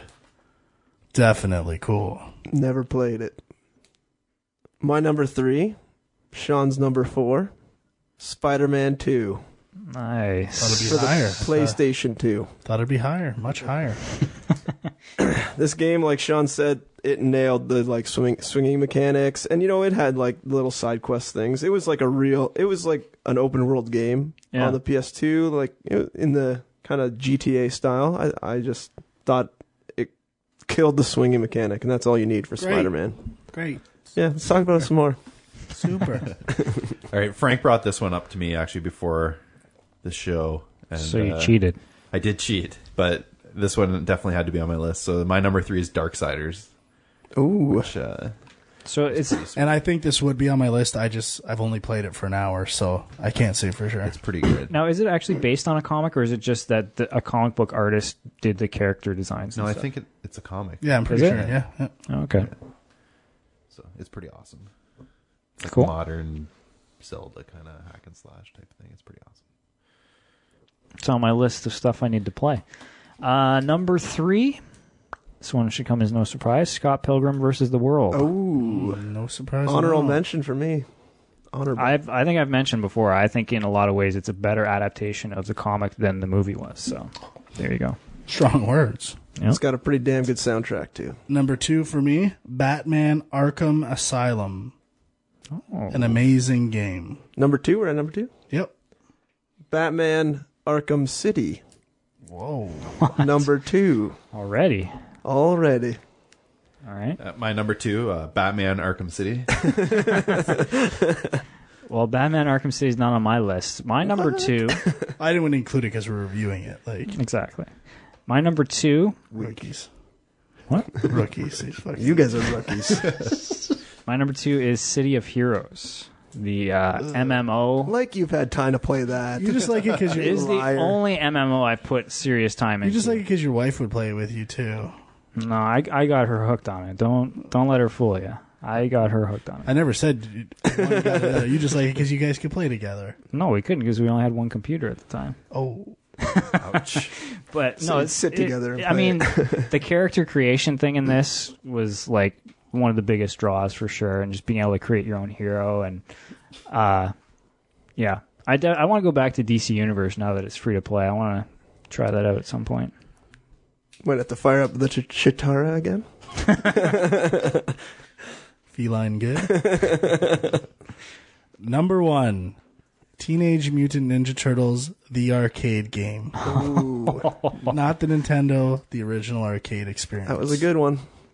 Nice. Loved it.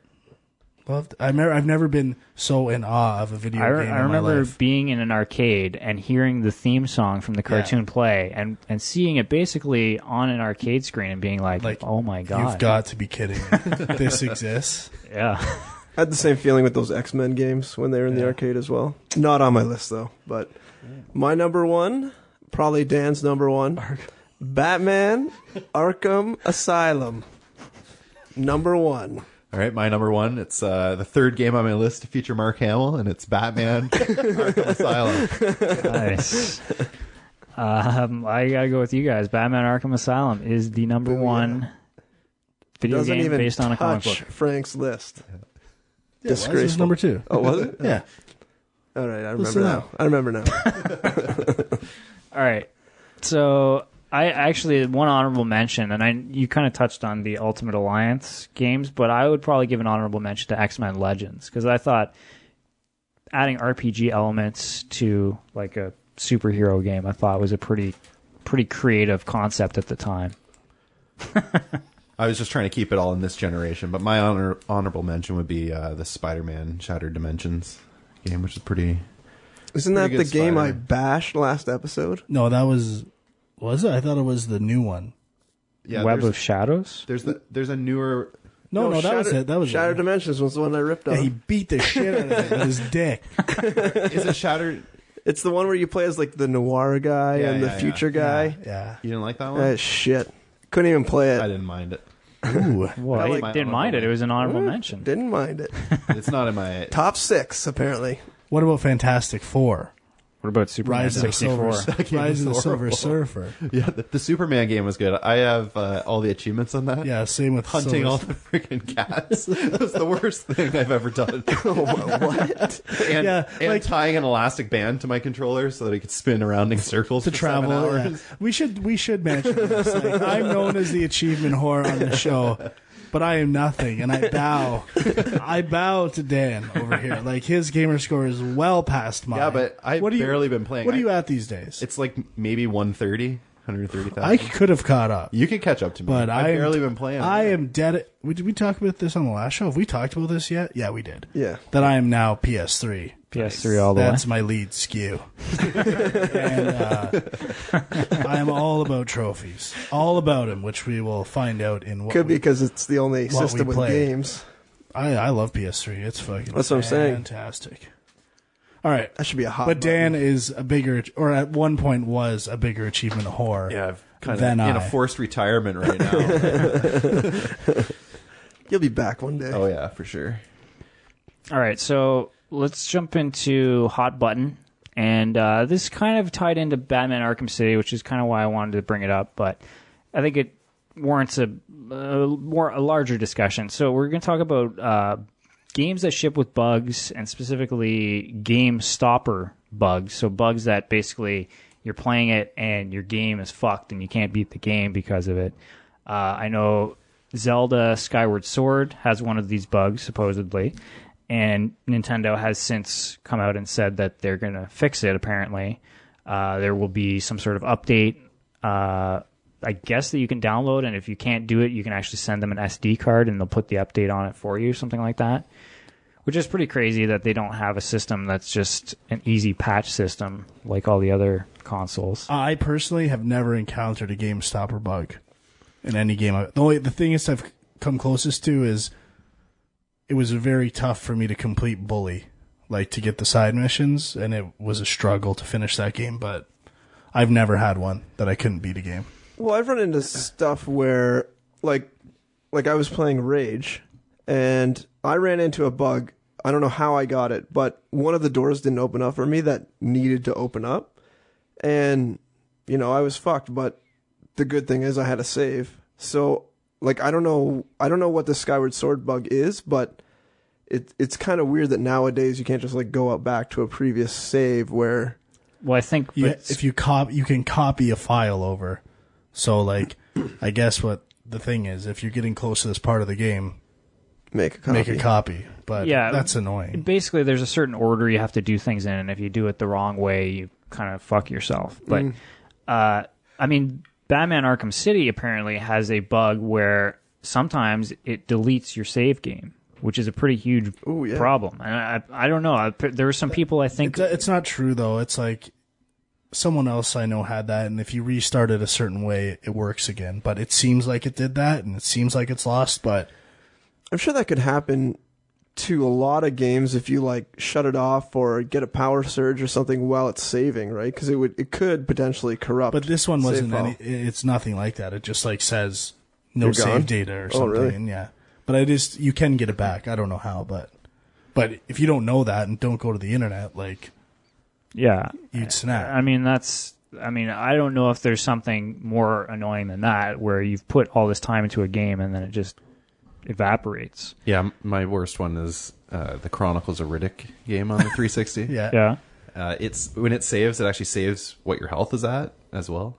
And so my game stopper bug is I'm playing on hard, and on hard, I think where I am, I can take like 3 shots basically. And the game saved me where as soon as I start up, there's a guy standing in front of me with a machine gun that I start and he shoots me immediately and I die. And then it reloads your last save. Well, it reloads your last save with the health that you had. You're not at full health anymore. So I'm still at 1 tick of health and I get shot and die. And it just sits there in an infinite loop of just constantly dying. And there's nothing I can do to get out of it. I have to restart the whole game because there's 1 save file or whatever. And it's I'd say that's a game stopper. Yeah, it's annoying. That's pretty brutal. But I guess like Skyrim is also a game that has come up as, I mean, all the Bethesda games are like this because they're so huge. They ship with a lot of bugs. And I don't know if there's a game stopper bug specifically, but there have been complaints that, holy shit, there's a lot of bugs here. How can this game ship like this? And I just thought it'd be interesting to talk a little bit about the idea of, like, I mean, every game ships with bugs, pretty much. I mean, you can guarantee that. And I would say it's 100%. I don't think you can find all the bugs ever. Yeah, and it's only getting more difficult, I think. I mean, you know, games are getting more complex. I mean, something like Skyrim, there's like so many different types of characters you can create, so many different weapons you could have, and it could be the combination of the character you have, the armor you're wearing, the weapon you have, where you are in the game. And all these things have to add up to a certain way for some sort of bug to happen. And there's no way you can test for that. It's just impossible. Well, it's like, I watched a video. I can't remember if it was you guys sent me it, but there's some, like, weapon in Halo. I don't know which Halo it is. It might be 2 or 3. But it, like, basically kills everything in 1 shot or something. And in order to get to this thing... It's like the designers put it in purposefully. It's like on top of some building in the middle of nowhere that you could never reach through any like reasonable means because it's even like through different loading areas. And like the thing you have to do to get this thing is like take one of the flying machines, chop off its wings, fly down this tiny little sewer passage with it. Then as it's like, you know, getting shot by something else, hop off at like the perfect right time as the loading screens, or as like it's loading the next level in so that it doesn't go away. It's like the weirdest fucking thing. And then you fly up onto this thing and you can get it. And like people actually find this shit.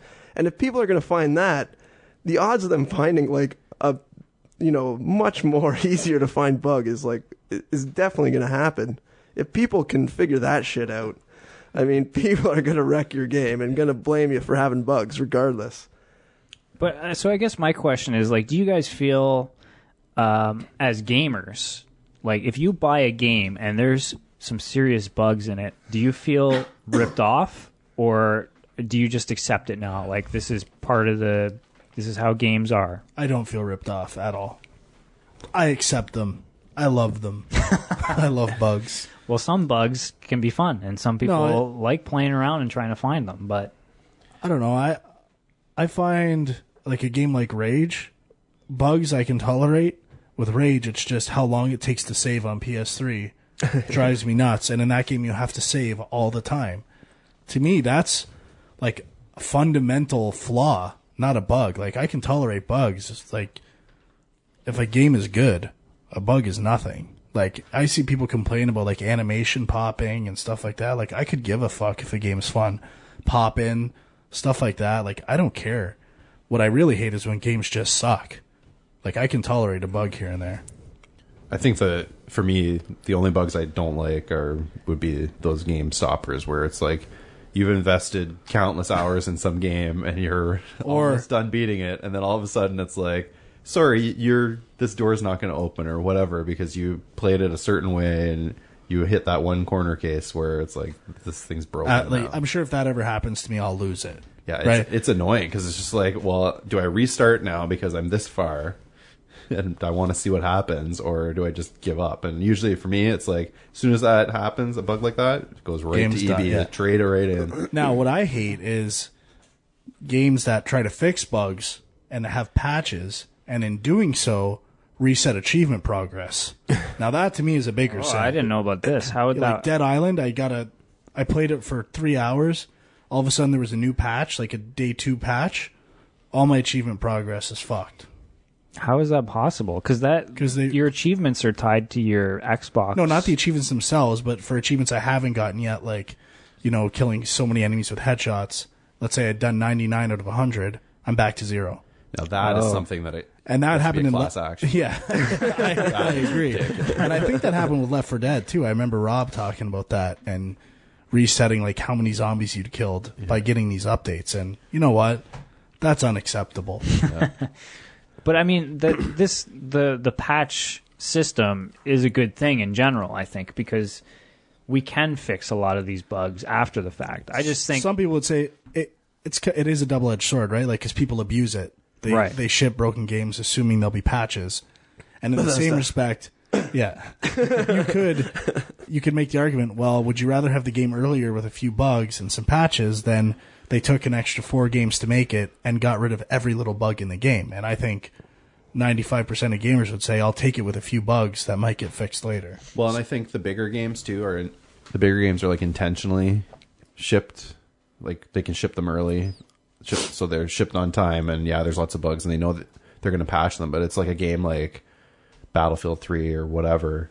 It's going to sell so many millions of copies that they can afford to pay, like, because it costs like the developers money to, like, they can release one patch for free usually, and then they have to pay like $20,000 or something or more for the next patch and each patch subsequent. Well, it also costs more to develop, to find more, to fix more bugs, right? Like, but they have to actually pay like Microsoft or whatever to like release a patch. But if your game's selling millions of copies, it's like, well, whatever, that costs nothing. You may as well get this game out, get all this money coming in, and then we'll out of the millions I just made, I'll give $20,000 to release this patch to keep the fans happy, or whatever. Which people are like, you're fixing games after you send certification copies. Like, you've probably fixed a ton of bugs since then, and it's just a matter of, putting in the fixes you've already done. Do we fix it or not, right? Like, based on monetary reasons are usually the driving force for everything in the industry.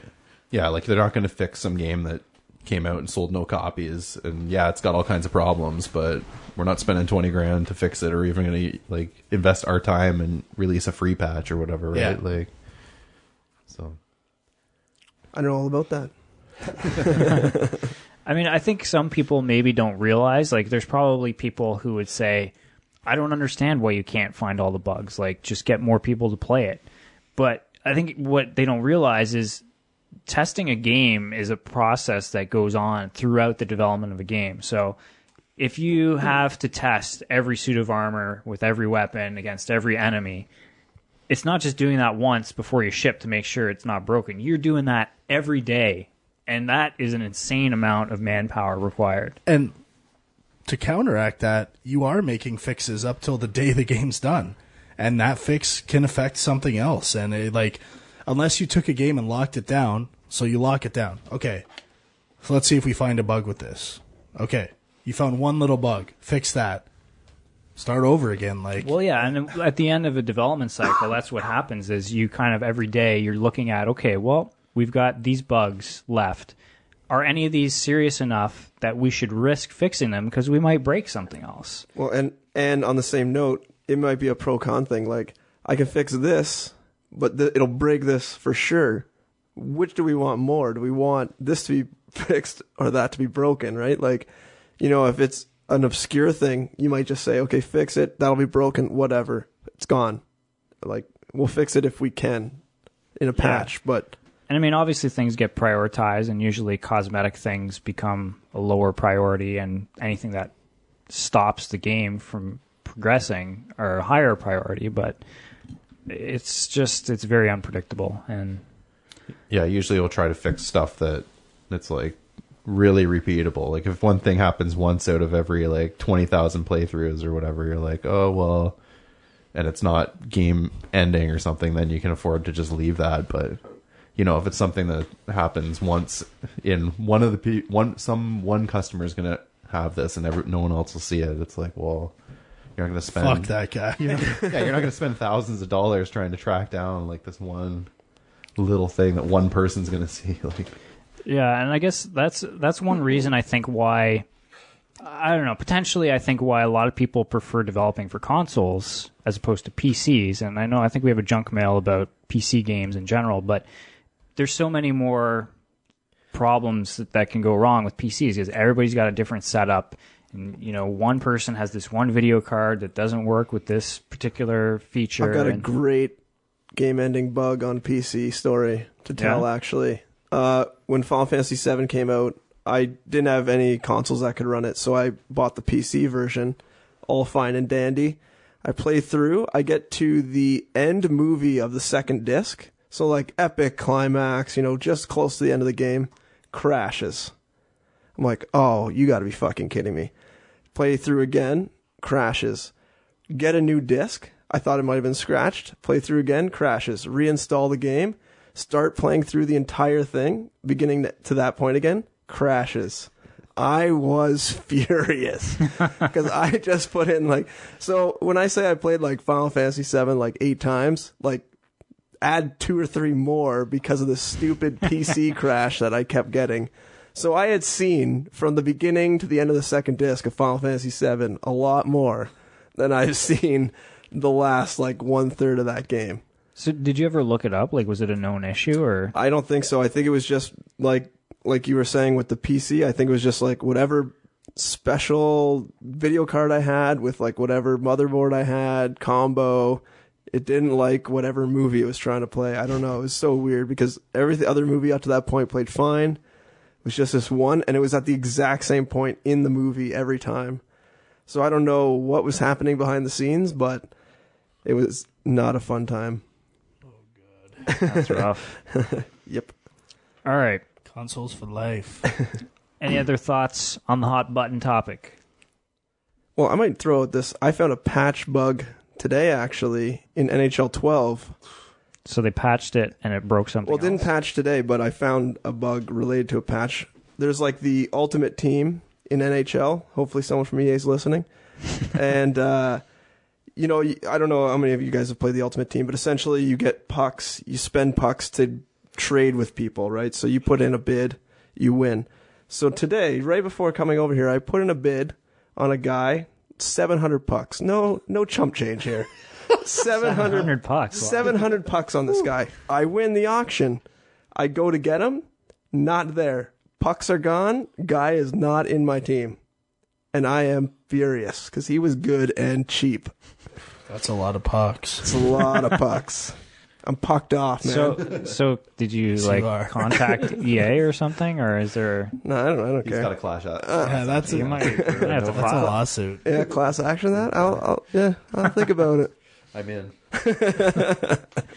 We need to recreate this bug and get in on that. All right. I think it's time we got to talking about other things we've been playing over the past couple months. What are we running at here, Sean? Should we just Oh, we're running hot. We're at 2 hours and 20 minutes. already? Okay, so let's speed through these. Okay. All right. Just a few quick words. I got a few rants saved up though. Don't rush me here. All right. I'm gonna love Sean's rants. All right. Mario Kart 7. Yeah. Liking it quite a bit. Okay. I haven't played any online yet, but I've been playing all the cups, and Sell me on it, because I still bought love every Mario Kart game up to this point, and I never play them. that's all you should know. So you need to buy this and not play it for prosperity. Gotcha. But I still love when they do the retro courses, like pulling from old Mario games and setting those up. And they have that in this. So. and they added like flying, and The flying's pretty fun. It's not amazing. is there like water levels to it? The water's stupid. So is this like Pilot Wings Kart? No, it's like those segments are really brief, but Is there a reason to put the 3D on? there's always a reason. I don't know. I am actually. I never thought I'd say this. I'm starting to not play on 3D on the 3DS. Yeah. Never thought that would happen. That's sad. That is sad. Super Mario 3D Land we talked about. I'm liking it. I'm only in like the first or second world, so can't say too much about it. Completed Uncharted 3. Loved it. Don't say anything else. Preferred the second one. Okay. This game gets a little overboard in like trying to do too much like IK stuff with animating. So like you'll be walking in a room and you Just why don't you talk about IK? I'm sure no one knows what IK means. Why don't you explain what IK is? I don't want to in case I sound dumb and I don't explain it correctly. IK stands for inverse kinematics. Yeah. So Basically like, means like moving bones so it looks natural and right. So like positioning like player skeleton stuff based on factors in the world and like locking bone positions while the player walks. So like stuff where you'll be walking by a railing and you'll like IK the hand to the railing to look like, you're walking up the railing and stuff like that. and like feet position on floors Yeah, and stuff. that stuff like is the same as the second one, and it's pretty solid. Like you don't notice that stuff as much, but they've just done so much of like, well, you'll walk in a room and like you'll touch everything while you're walking. Like, no one does that. Like, it's absolutely ridiculous, and I don't. They went overboard on everything like that. And My hands are working. you're- My hands are working. Yeah, like, oh man, this is a fucking shelf. Oh my god! And you'll be you look This at tapestry is you divine. you look at everything like, oh shit, and it's just too much. Like I can't believe no one stopped and said, "Is this a little overboard?" And like the amount of times like when you change directions, like the pivoting animations are like crazy stopping, and like it's just too. Tone it down. Exactly. But I still like the story a lot, and I love, like I was saying before, the new takes on cover and the water combat and stuff are awesome. So we've actually got a water level here in a game that's actually good. Is that what you're saying? Oh, yeah. Wow. Don't say anything else. I won't. Played it yet. Zelda Skyward Sword, I'm liking it, not loving it, not a 10, not a 7, somewhere in the middle. I'll let Sean rant further later. Sonic Generations, which I fucking love. I've been hearing good things about that I'm game. loving this game. Got to play What it is more. this? This is a new Sonic game? Yeah.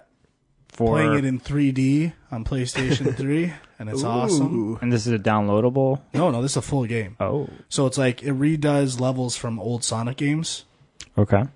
in 2D. And it's amazing. It's got like the old music and the best music in any level ever, Chemical Plant Zone.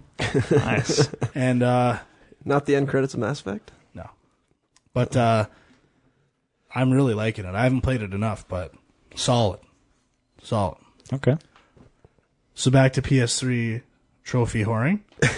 I played the PSP collection for God of War. Right. And they are awesome. What's that? Ghost of Sparta. Ghost of Sparta and Chains of Olympus. I'd played Chains of Olympus on PSP, and I had a ton of fun with it again. And I played these games in 3D, and they are the best 3D experiences I've ever had. Like, period. The PSP games. Yeah, but they converted it. Yeah, converted. Yeah. And I think it's because they're PSP, they're a little simpler. Like, there's not as much going on in the levels.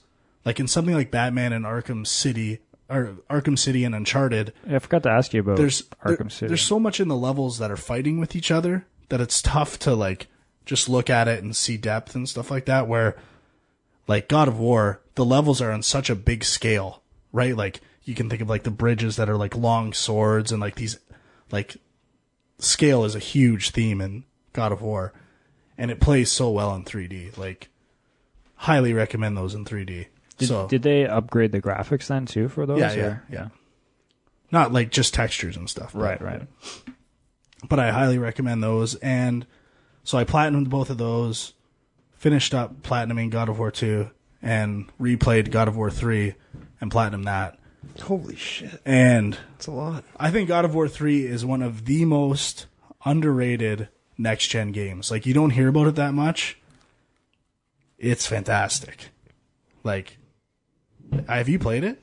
God of War 3? Yeah. This is on my top 10 of last year. Like, I haven't finished it yet. I forgot how good this game is. Like, I bet that it looks incredible. Is it the Hydra?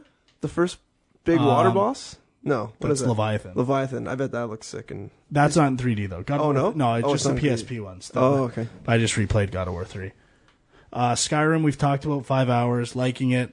Maybe get into it over the Christmas holidays if Bayonetta and Vanquish don't, which they won't. This rant is going to be done tomorrow. I don't know who the fuck I'm kidding. Who cares? Modern Warfare 3, just multiplayer for a night. It's okay. Daytona HD, downloadable title. You were pretty excited about that. Absolutely love it. It's the best. If you love the old school Daytona games, do not hesitate to pick this up. FIFA 12, which is quite fun. We've been playing it like buddies of mine, and pretty good game. Pretty good game. Okay. Finally, well, I'm going to say some ones that I've bought that I haven't played yet. Gears of War 3, Metal Gear Collection, Halo Anniversary, and Dark Souls, which I'm hoping to get to over the holidays. And finally, this game needs to have its own place. Rayman Origins. Oh, yeah. Which is probably going to be my game of the year. I'll spoil it now. Might change, but I fucking love this game. To me, this is like a next-gen platformer, and it's the most new next-gen experience I've had this year, and I can't recommend it enough. If you like platformers, check it out. The art style is obviously incredible, and it plays amazing. Yeah, I'll chime in on that one too. Like I haven't beaten it yet though, so no, I haven't gotten very far in it. But this is the thing. Like I was playing a bit of Super Mario 3D Land. I was liking it. There's a few things in it. I was like, oh, that's pretty cool. Like they had some of the levels where the camera kind of tilts down to use the 3D effect, and I was like, oh, that's kind of interesting. And I don't know. Some of the level designs were cool. Then I go and I play Rayman Origins, and I'm like, what the fuck is Nintendo doing? Like, they are just doing the same thing over and over again, and this is what they should be doing. They should be reinventing things. They should be doing something new. Granted, Super Mario Galaxy did some pretty cool things. Yeah, But I think... If Galaxy was in high def, you'd be blowing your load. Yeah, but that's the thing, is that it looks so different from everything else. It reminds me of Kirby... Epic Yarn, which I know Huck City wasn't a big fan of, but nope, it's more for hardcore gamers. It is. It's not as kiddie as that game, but from a visual standpoint, it's just so vibrant and interesting and original, basically. And for once, like this happens very rarely. I have nothing bad to say about this game. Like nothing annoys me in this game at all yet. Anyway. Yeah, I got no complaints. I have nothing, not a single bad thing to say. I just think it's too bad because this game is coming out now. It's going to get totally overlooked by everyone. I remember when at E3, when I think Ubisoft was doing their press conference, and the first thing they did is they showed off like a level of this. And I was watching it, and in the live stream, everybody's just like, who the fuck cares? I want to see Assassin's Creed. And it's like, you should care. This game is amazing. So, I don't know. I don't know what to say. Check it out. I'm sure it's going to be dirt cheap on Boxing Day and stuff like that. Don't fuck around. Buy it. Yeah, I agree. Frank has spoken. All right. Do you want to continue your rant, Sean, or should I go? No, I gotta. Need to cool down? I gotta refuel a bit. Yeah. All right. I actually haven't been playing too much. I played Ratchet and Clank Tools of Destruction. Pretty good. I liked it. I kind of got bored of it, though. I don't think I'll pick it up again and play. I think I got through 2 or 3 levels. I liked it. I platinumed it. Yeah. So you really liked it then? Or not? I still have to play Infamous, too, as well. I haven't played that.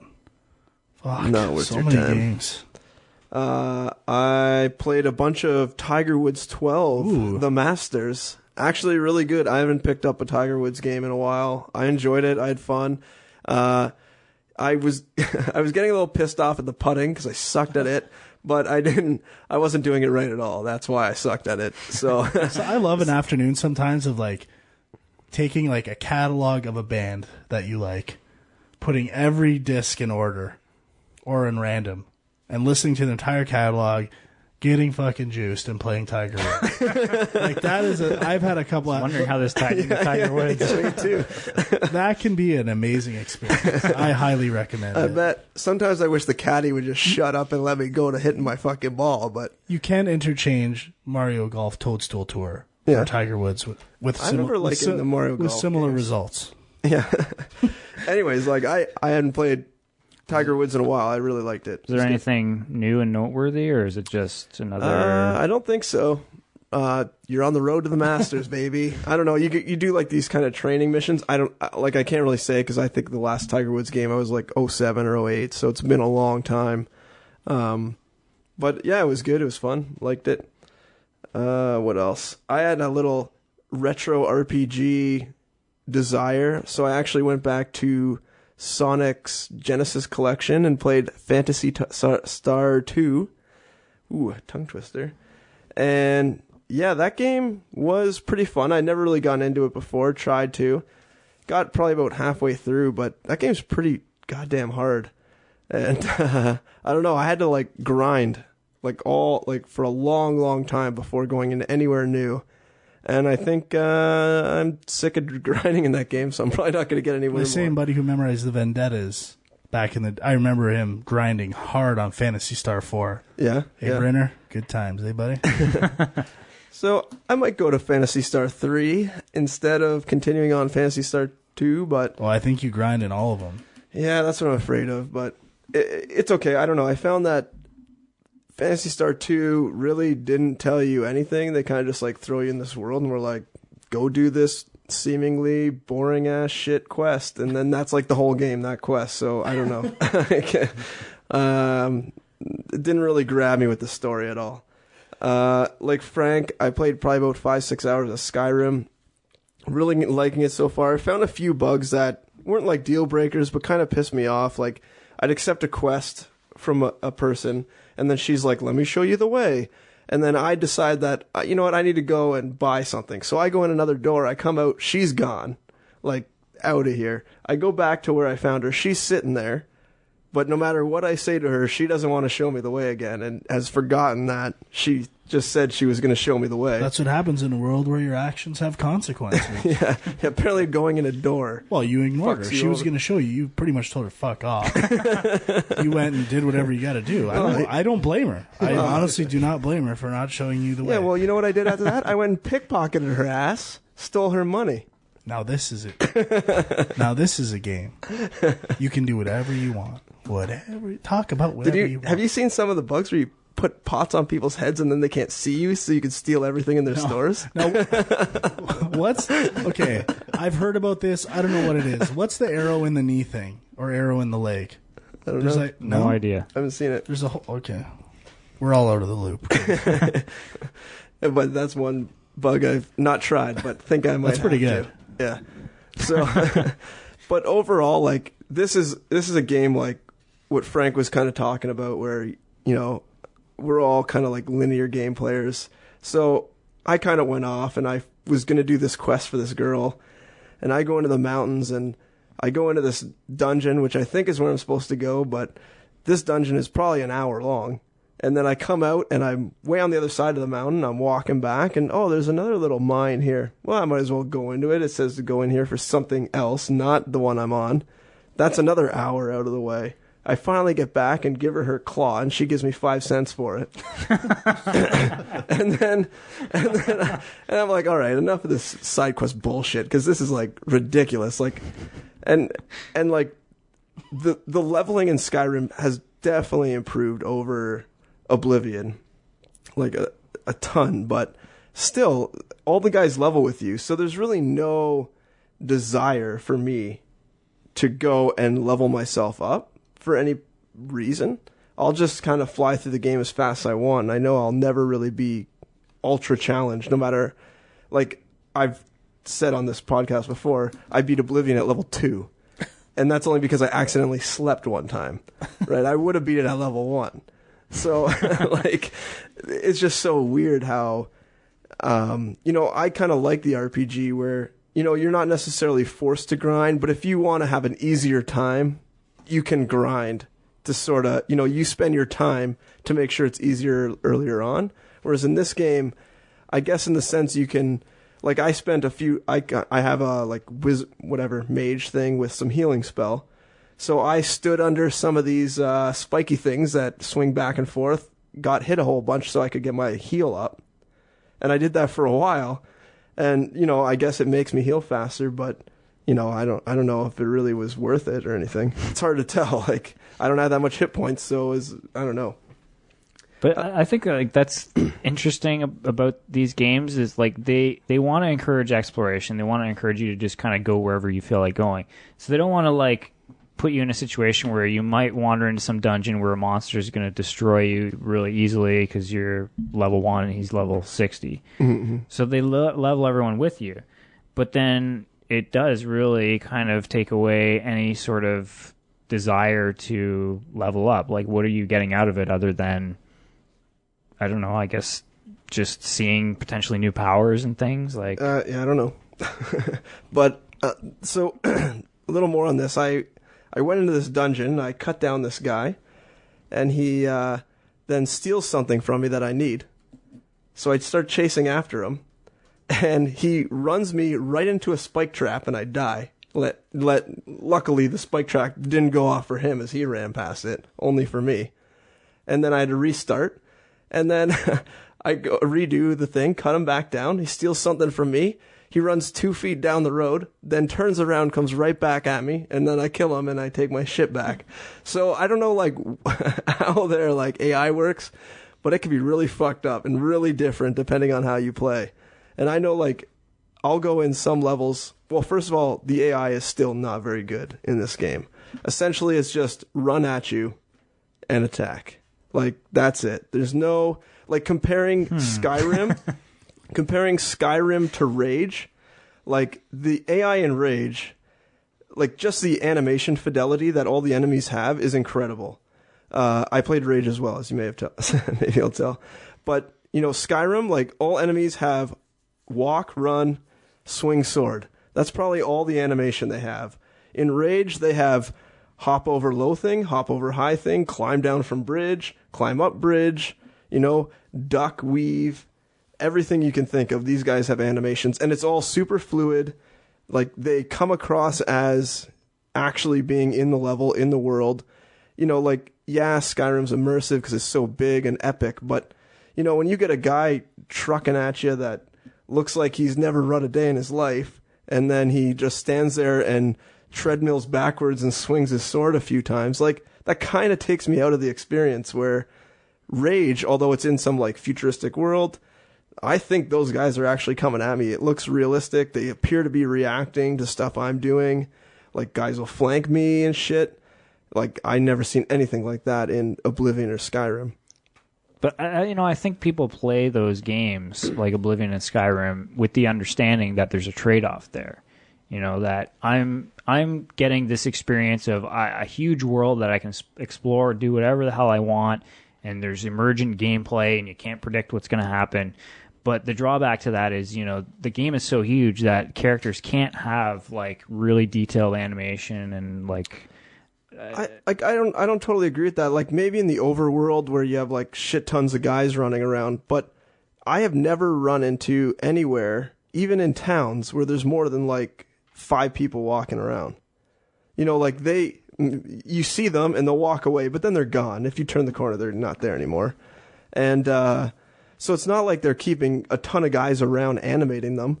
It's just the world they're animating, and or they're not even animating that, but. Like in a dungeon, there's literally no more than 2 guys on screen at any time. Like, and this is a dungeon, a very enclosed area. Like, I mean, unless they're Portal 2 where they're loading like who knows what and can't keep anything around for more than 2 seconds. Like, I don't know. I don't know what they need all the resources for in a cave, That's just one thing that kind of bugs me about it. I mean, overall, I'm enjoying it still. I haven't hit that sort of like wall that I hit with Fallout 3 and Fallout New Vegas. The Bethesda wall, I'll refer to it as. So I'm going to keep playing it for now, but I'll let everyone know when I hit that wall, and then you'll hear me really rant about this game.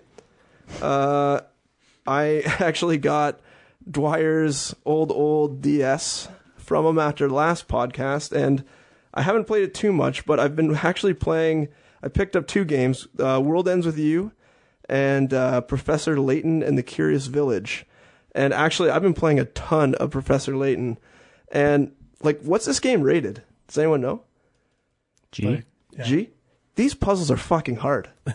Like, how can a kid that's like 10 get these puzzles right? Do they have a hint system or anything like that? They do, but the hints are most of the time like you find coins in the world and then you can use them as hints. You only get 3 hints, and like like a lot of the hints probably won't help you that much. Like I mean, they can help, but you're gonna run out of coins if you're using your 3 hints every puzzle. There's like over 100 and something puzzles in the game. It's a good it's fun though. I'm loving it. I'm just surprised that it's like marketed at kids. I'd never played one before.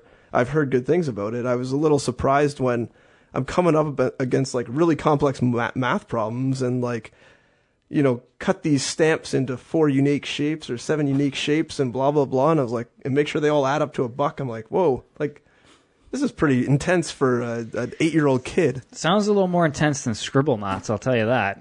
Yeah. I'm really liking it though. World Ends With You. I think I played about half an hour to an hour and found the dialogue a little overwhelming and haven't really gotten past that hump of actually getting into it yet. So I'm going to come back to that at some time. And then Rage, I mean, I love id, and so I love this game. I haven't beaten it yet. I'm probably about 80% through.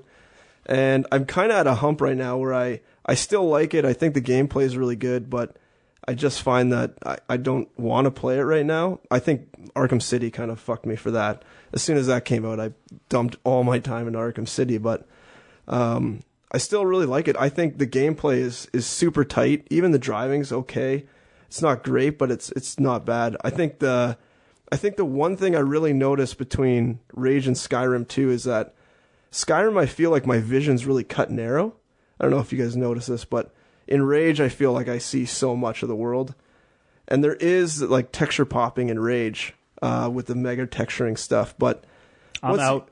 Once you get over the pop that you see, like the character models, the environments are definitely the best. This is definitely the best looking game I've ever seen. I think the characters themselves look like real people. Yeah, and I think the texture popping's worse on PS3 too. Oh yeah, than Xbox, yeah. And probably PC is probably the best, but I'm playing it on PS3. Yeah, I think it's an underrated game. Like I'm looking forward to going back to it. I'm surprised that like it kind of like had this huge hype, and then it came out and like silence. Yeah, like, I haven't heard anything about it. Like no one's talked about it. It almost sounds like no one's playing it. Like, I felt the same way about Resistance 3. Like I loved Resistance 3, and it barely even gets mentioned. I think there's just so many games coming out right now. It's cuckoo bananas. Yeah. I mean, like the AI is just so good. Like I know I was reading some interviews and they were saying like the AI is going to be amazing in this game, and it really is. Like just just the animations alone are so unique to each guy, and they really do like quite a good job of raising up the tension in a lot of the areas.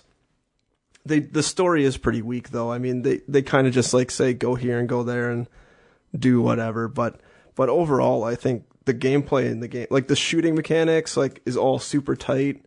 All the different weapons, the little gadgets you have, like there's a lot to do, but I think it's all done really well. And oh yeah, that defibrillator thing to keep you alive, I think is a nice touch to having to die all the time. When you die in rage, you get to restart your heart, and depending on how good you do in this little mini game, it's how much health you get back. And I think that's a nice little alternative to just like straight up dying or whatever. And that's it. That's all I've been playing.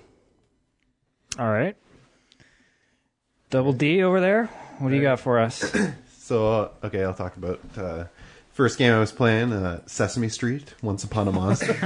Nice. Now, it's funny you bring this up because I know we mentioned it I hear about this. not last show, but the show before. And I know Jay was... I thought it was on Film Junk we talked about it. Well, yeah, Jay mentioned that we had talked about it on Game Junk and just kind of said, oh, yeah, we're looking forward to the Sesame Street game. And then just, that was it. We didn't say anything else. And he was like, it seems a little weird to me. Like, you're looking forward to a Sesame Street game? That's kind of funny. But why would you be looking forward to a Sesame Street game?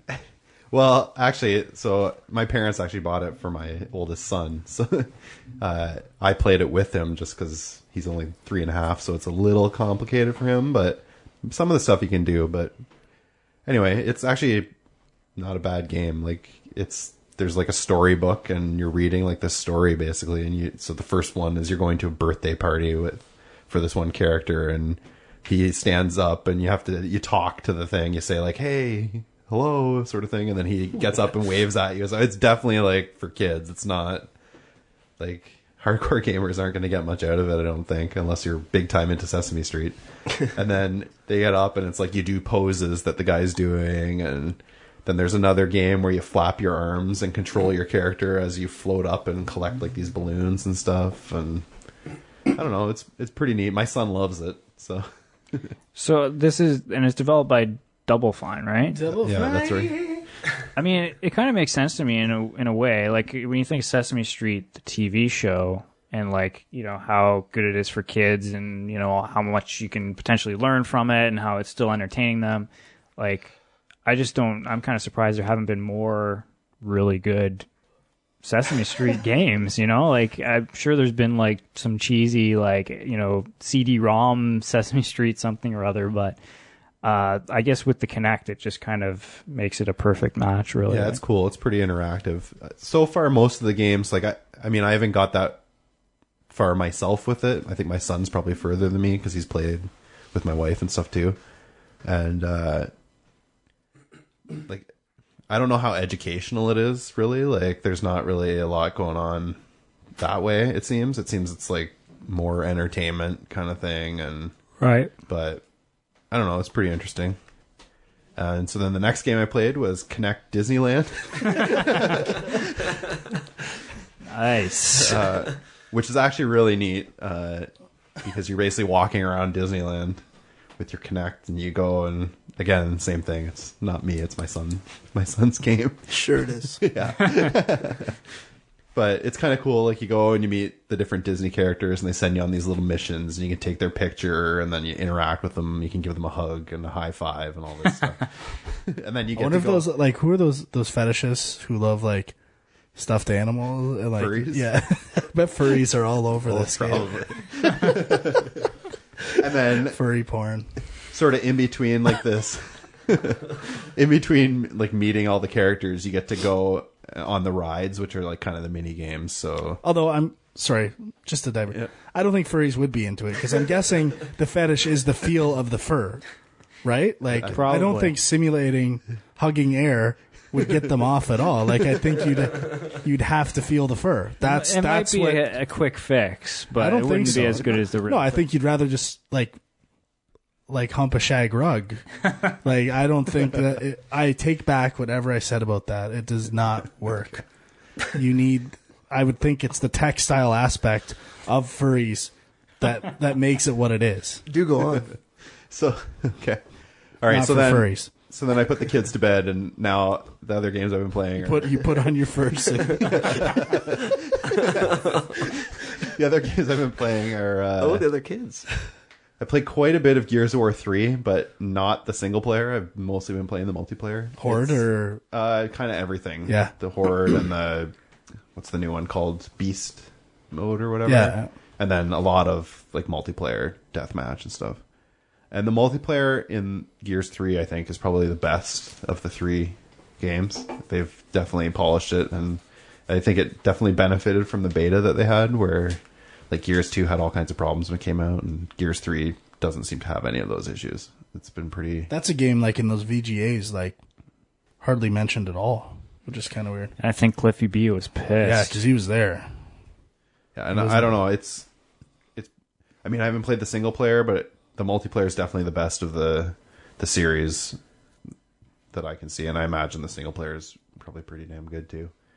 Other than that, I played a bit of Uncharted, but only maybe like an hour, 2 maybe, and then Super Mario 3D Land that we talked about already. And then on my phone, actually, I just bought the Where's My Water, which is like it's like a Disney mini game where there's a gator and you have to fill up his bathtub. It's Disney? Yeah, Disney made they Oh, released Disney the game. Interactive? Or Yeah, they made the game. I think it. Does it have like a Disney art feel? Because if it does, I'm buying it. Well, I think it's the alligator from Princess and the Frog, and he's in like a bath. I think, I can't verify this. but I'm not sure if it is. Like, it looks kind of like him, but maybe it's just an alligator. I prefer the Firefly from that movie anyway. But it's kind of cool. So there's like dirt everywhere. Like I played like the first like little bit, like 5 or 6 levels of it, and there's like kind of dirt everywhere, and then there's other dirt that you can't break, but you drag your finger through it to like clear like a path for the water that's kind of at the top of the screen to like funnel through, and it'll hit like jumps and like go, and then eventually gets into this pipe at some point in the level that fills up the guy's bathtub, and so it's a puzzle game. Nice. Pretty cool. Now, if I'm not mistaken, isn't this the game that dethroned Angry Birds? Yeah, it is. Yeah. Ooh. Got to be pretty good to do that. No doubt about it. I bought it on the Android marketplace for 10 cents. They had a deal. Dandy's deal of the day. Put that out there. 40s out of 4. So yeah, that's all I've been playing. All right. Okay, where should I start? All right, well, let's just jump right into it. I missed one. X-Men Destiny. Oh, I Nice. also played that. I beat that. Any thoughts on this? It was better than the reviews made it out to be, by far. Obviously, still, I think, a lot of issues, but... Did you 1,000 it or platinum it? Or? No, I didn't. No, I beat the story and played, like... I think I probably did a lot of, like, the side, like, arenas and stuff like that, but yeah, I didn't platinum it. I beat it, and then now it's sitting on my shelf. Okay, so I'm going to jump into some discussion about Skyward Sword. I know you played it a bit, Frank. How far would you say you got? I'm probably 7 to 10 hours in. Okay. So here's the thing. Like, I haven't really... Like, I didn't get too far into Twilight Princess. And even, like, the last couple DS games I haven't really been able to get into. I used to be a big Zelda fan. I started questioning, am I really a Zelda fan? I don't know. I don't think you are. Then Skyward Sword comes out. Reviews are off the charts. You know, you've got IGN saying, like, 10... Best Zelda game ever. Yeah. This is why motion control was invented. So I'm like, shit, I guess I better play this. I guess I better check this out. So, I pick it up, put it in. First of all, I don't know if it was my TV or what, but did you not find that the colors, like, it looks so washed out and just like I get that they're trying to do this like fairy tale storybook feel, but like I almost got a headache from looking at this game. Okay. This guy's got an agenda, clearly. It's not that bad. I had personal issues with like my GPU on my Wii starting to go, so I would get black speckling and all the cinematics and stuff that really annoyed me. But I didn't have that. the textures on stuff in the level are very blah. Like, yeah, I like the characters was not and stuff, but I do appreciate the attempt to go to a new art style, But in high def, it would look a million times better.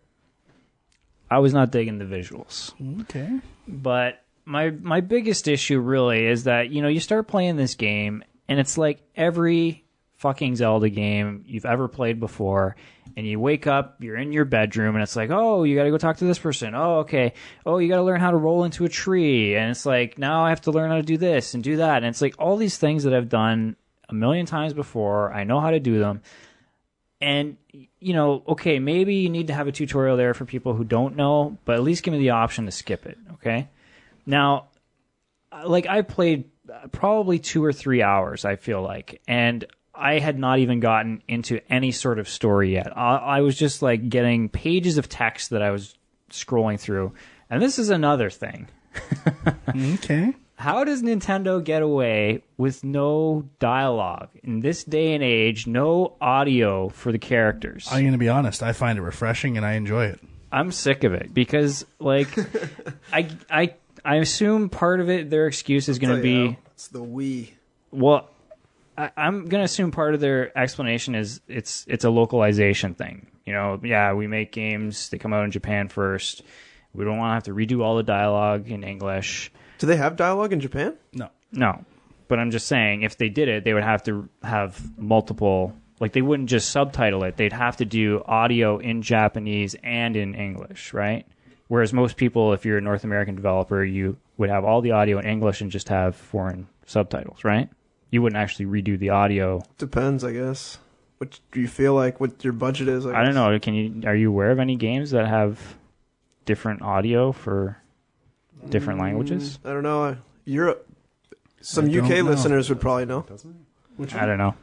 It doesn't even X-Men Destiny. You can switch the language and you'll hear it in Russian and stuff. Is it spoken though, or is it just? I don't think so. I think it's just subtitles. Well, definitely the UK listeners would be able to answer this question for us because I'm sure they don't create different ones for each region. Like Two Human definitely had different.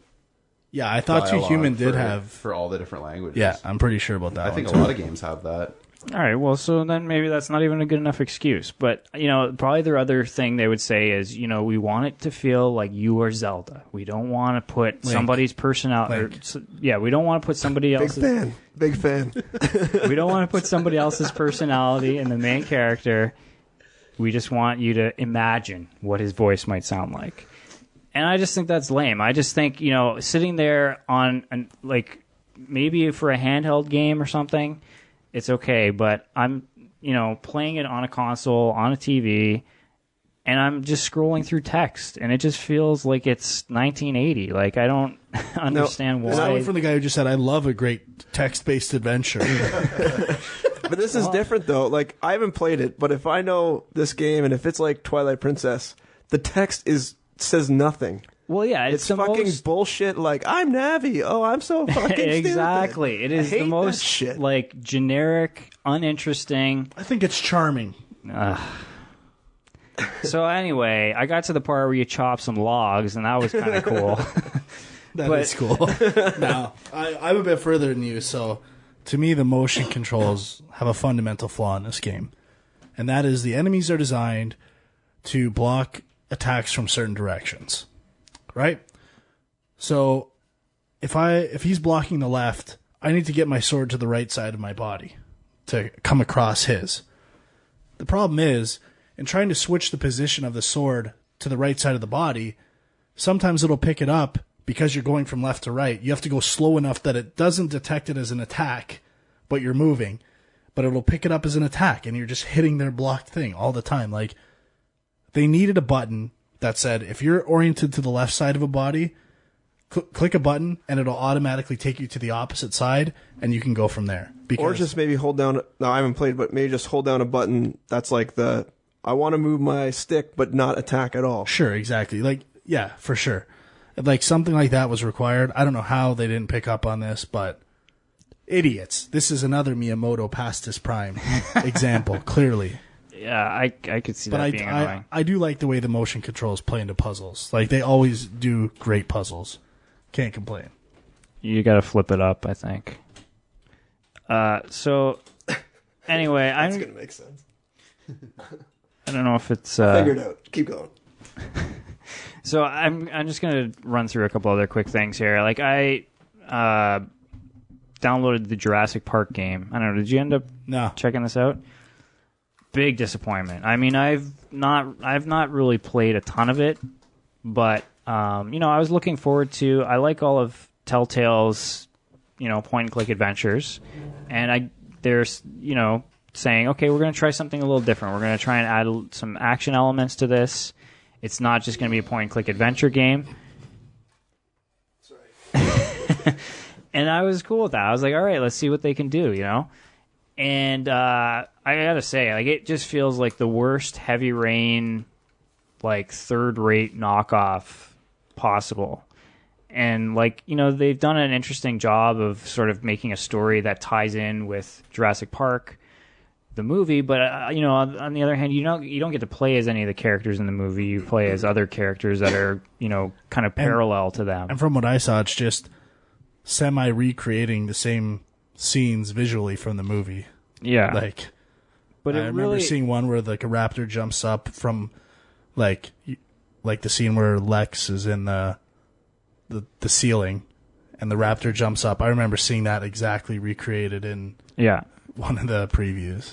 But, yeah, I mean, really, it's just, like, you watch things happen, and you have to hit buttons in a certain sequence, and it just feels so clunky, and I don't know. I'll probably give it another chance. But most disappointing game of the year for you?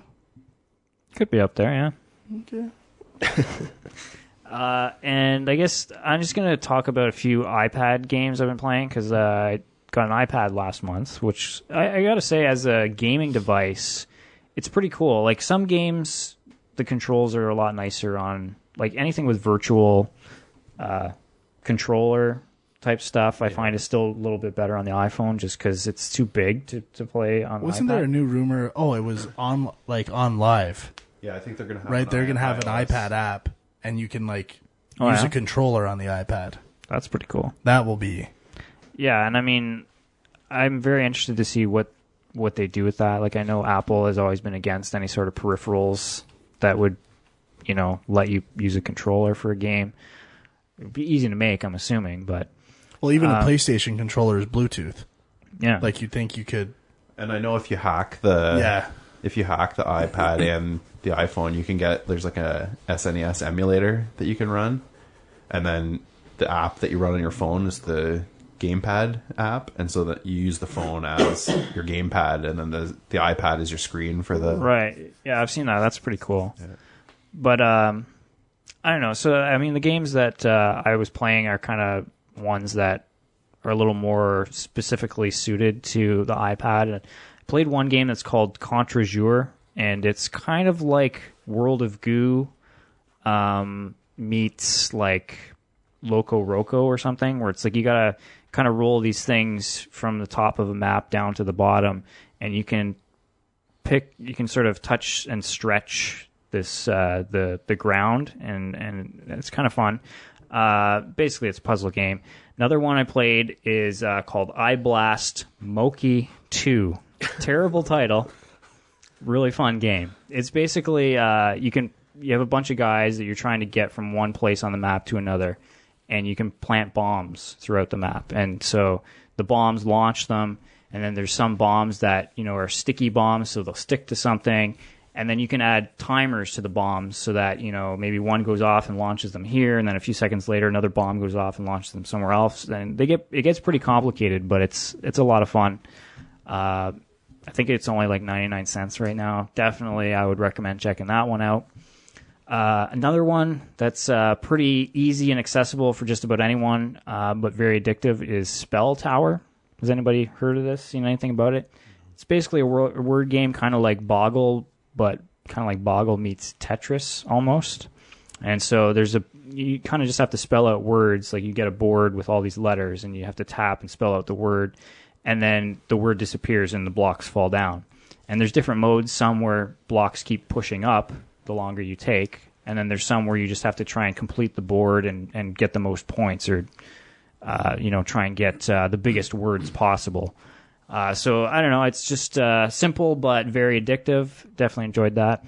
And then I've been playing. I went back and played Infinity Blade 1, which we had never really talked about before. And I hadn't played too much, but I had that on my iPhone. So I was playing that for a bit, and then I downloaded Infinity Blade 2, which just came out. And, I really like the combat mechanic they came up with. Like, it's kind of like Mike Tyson's Punch-Out, really. Like, has anybody else here played these games? I've played Infinity Blade 1. I haven't played 2. So, I mean, the combat is fun. But the whole thing is, all they really came up with is a combat system. And then they were like, okay, well, how can we quickly put out a game where we don't need a story and you can just kind of play it? There's infinite replay value. And so it's just like, well, you die and then you get reincarnated, or not reincarnated, but your descendant comes and tries to avenge your death and you start over again. And I got bored of it after a while. Infinity Blade 2 seems like they tried to add a little bit more story to it, although I haven't got far enough to really know. Like, I've already got to a point where I kind of hit a loop, so I'm assuming it's still a very, cyclical game, but it seems like there's a little bit more of a story there, which is kind of cool. But I just want these guys to make Shadow Complex too. Like, forget Infinity Blade. Get off your butts. Give and me Shadow make it. Complex too. Probably was too easy to make money on that one, so. Yeah. But this is, it's interesting that Infinity Blade has kind of become the de facto, like, AAA best game that shows what you can do with iPad and iPhone. And I mean, yeah, it's using Unreal Engine and it looks great, but I just think there's still something missing there. Like, the gameplay is cool. I'd like to see that combat mechanic applied to, like, an RPG with a cool story or something, Did you run into any problems? I heard there was some problems with it. Might be only on the original iPad, though. Yeah, I think if you had iPad 1, apparently it, like, just crashed when you started it up or something. Yeah. So that was a little embarrassing for them. And then the last thing I wanted to mention is a game called Raccoon Rising. Give a little shout out to a few ex-SK employees. This is an iPhone game where you basically control a raccoon who's fighting against these robots, and you're kind of jumping back and forth across the screen, and you have to control the angle that you're jumping at. And it seems pretty simple, and it is, but I was kind of surprised at what they're kind of able to do with the mechanic. Yeah, I've only played the first few levels, and I like it quite a bit. I just, first of all, it's a raccoon. It's animals. I'm in. And then, yeah, that's about it. And so, point and clicking my way to success. Fuck it. My only complaint about the game is that I feel like it would have been better with a 2D art style. I just feel like, especially on the iPhone, like, it's 3D, but all the detail is shrunk down so much that you can barely make out the character models or anything, you know what I mean? But I don't know what their plans are, but they could probably scale it up to other stuff easier that way. Definitely, that's true. So, but yeah, I would definitely recommend checking that out. And I guess that's about it for me right now. I'll save everything else for potentially best of. I know what he's talking about. But let's move on, because speed through this junk. We've got a lot of junk mail here. Surprisingly, put out the call, and we got a lot of emails. So let's start with this one from Blake, who says, "Hello, Canadian gentlemen. I just wrapped up my third playthrough of Uncharted 3, this time on Crushing, and suffice it to say, I love this game. Thing about the series that brings me in are the characters. I actually care for them because of good writing and believable rapport in both in-game and cutscene moments. However, I'm somewhat taken out of the story when I see Drake absorbing bullets like a proverbial sponge. I was thinking it'd be interesting if game developers attempted something I dubbed the luck meter, where instead of health, this meter builds, and the more you push your luck by exposing yourself to gunfire. Bullets whiz by closer to the player, the more they're exposed to the enemy. So if you push your luck too much, bam, the bullet hits, you're down, it's game over. This would make the player's death all the more dramatic and bring a little more realism and believability to the gameplay when married to more grounded storytelling. Maybe this has been done in the past, or at the very least play-tested and scrapped, but I'd take a luck meter over a health meter any day." Well, to me, it's kind of semantics. Like, what's more lucky, standing out in the open and guys missing you constantly, or getting hit and... And I mean, and I think they're pretty similar regardless. I mean, you could always say that when you get hit by a bullet and your health goes down, he actually missed you, and your luck goes up or down, whatever you want to say. So really, like, in the grand scheme of things, it's probably the same thing. You know, your health gets to 0, your luck gets to full, or whatever. You become unlucky. Yeah, I think it's actually it's pretty similar. I think it is an interesting idea. Like, I haven't seen it done before, really, but to me, where I would take it is a game where, you know, maybe you get 12 bullets in the game, and maybe there's 5 enemies in the game, and it's like life or death. Like, a bullet kills you, but not in the way like a Call of Duty bullet kills you where there's 200 enemies, but each fight against every guy is like super AI. Like, how are you going to beat this guy? Like, I don't know, maybe the sniper fights in Metal Gear, but not sniperish, but like, like some kind of that where like it's you and another guy in a room, stuff's around, and like, how are you going to beat this guy? Yeah, and I guess maybe like how you proceed through the level determines your luck amount and like how easily the other guy can hit you. So it's almost like if you take cover, he's probably not going to hit you. If you don't, the odds are a lot higher that he's going to hit you. Something how like you that. Distract him, do stuff like almost like maybe a sniper thing's better. Like something like when I think of that, I think of like Enemy at the Gates. Like it's almost like some of the more original Splinter Cell games, where you like literally had to sneak by them or they were going to beat the shit out of you. Yeah. But I don't think a game has done the ultra realism take on life and death really well and in a fun way. Well, there is an iPhone game where basically you play it once and when you die, you can never play the game again. So, I hope it's free or 99 cents. I believe it's free. You can practice as much as you want, but then when the time comes and you say, this is the real deal, you play as far as you can until you die, and that's it. Appreciate that. But I think the problem really, though, is like I think Uncharted kind of borrowed Halo's health mechanic, and it makes sense in Halo because you got a suit on and it has to recharge. And shields, yeah. But, yeah. It says, P.S. I just purchased the Turtle Beach PX5S, and I'm over the moon with my praise for these things. Can you talk about your gaming setups and sound system preference? If you talk about Uncharted 3, a game with the most sound options available, it would fit right in with that discussion. Just a thought. Anything? Got a 50-inch plasma with a 5.1 surround system, 3D television. Yeah, that's about it. I have a Turtle Beach headset, and I fucking hate it. Like, yeah. It's an older one, though, and you have to do that stupid, like, 2 cords. One plugs into the USB of the Xbox for power, and then it's supposed to be, you know, the audio-visual cables, which I don't use, going into that.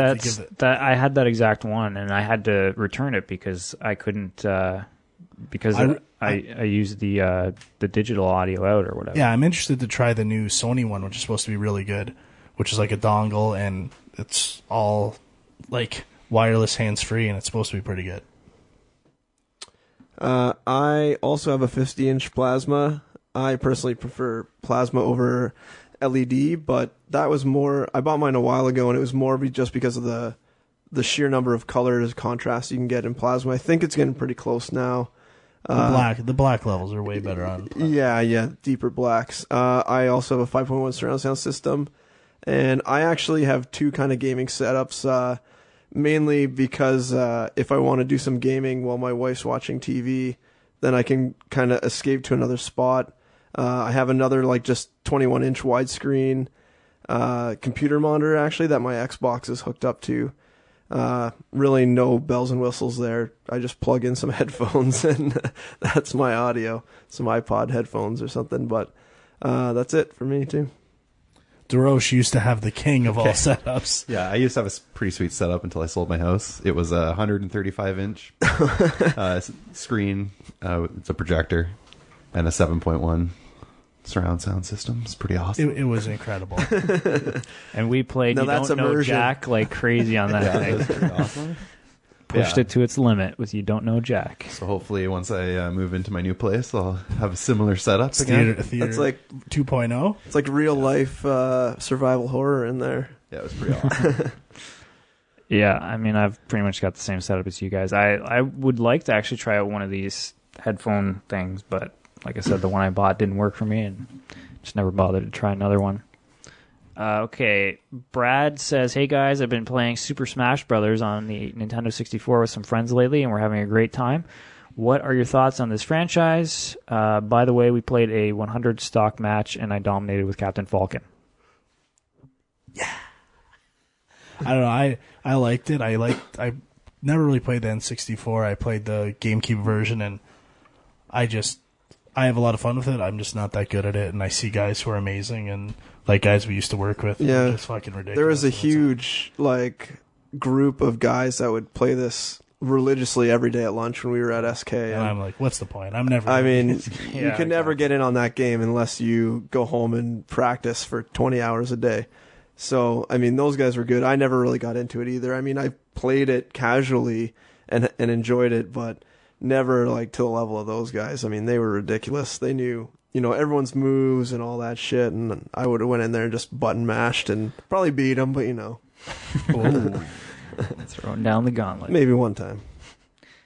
Yeah, I played the GameCube version, and that's it. But I will say they're talking about a 3DS version. I might be interested in that. Might give it a chance. Darosh? I've never really played it at all. Ooh, ouch. Wow. Captain Falcon 100 stock. What's your take on that? Yes. My take is yes. All right, Derek says, "Hey guys, I'll try to keep this brief. Do you remember a game for the PlayStation called Tale of the Sun?" No. I never played it, but I remember being extremely fascinated by it because it seemed like one of the first sandbox-type games, and that had no real objective or goal. Oh, I think I remember the cover, though. Wasn't it like a sun with a tail? Like it was carved on a wall or something almost. Google. Looking that up right now. Is this it? Nailed it. That's the one. Yeah. Oh, Looks like a jack-o'-lantern. This review says it's a revolutionary game, so... Might be something I have to pick up in my retro gaming escapades. Yeah, so... I have a feeling the same people who made that made Okagi, the Shadow King, just based on that quick look I got. I'm going to go out there and say that. Could be.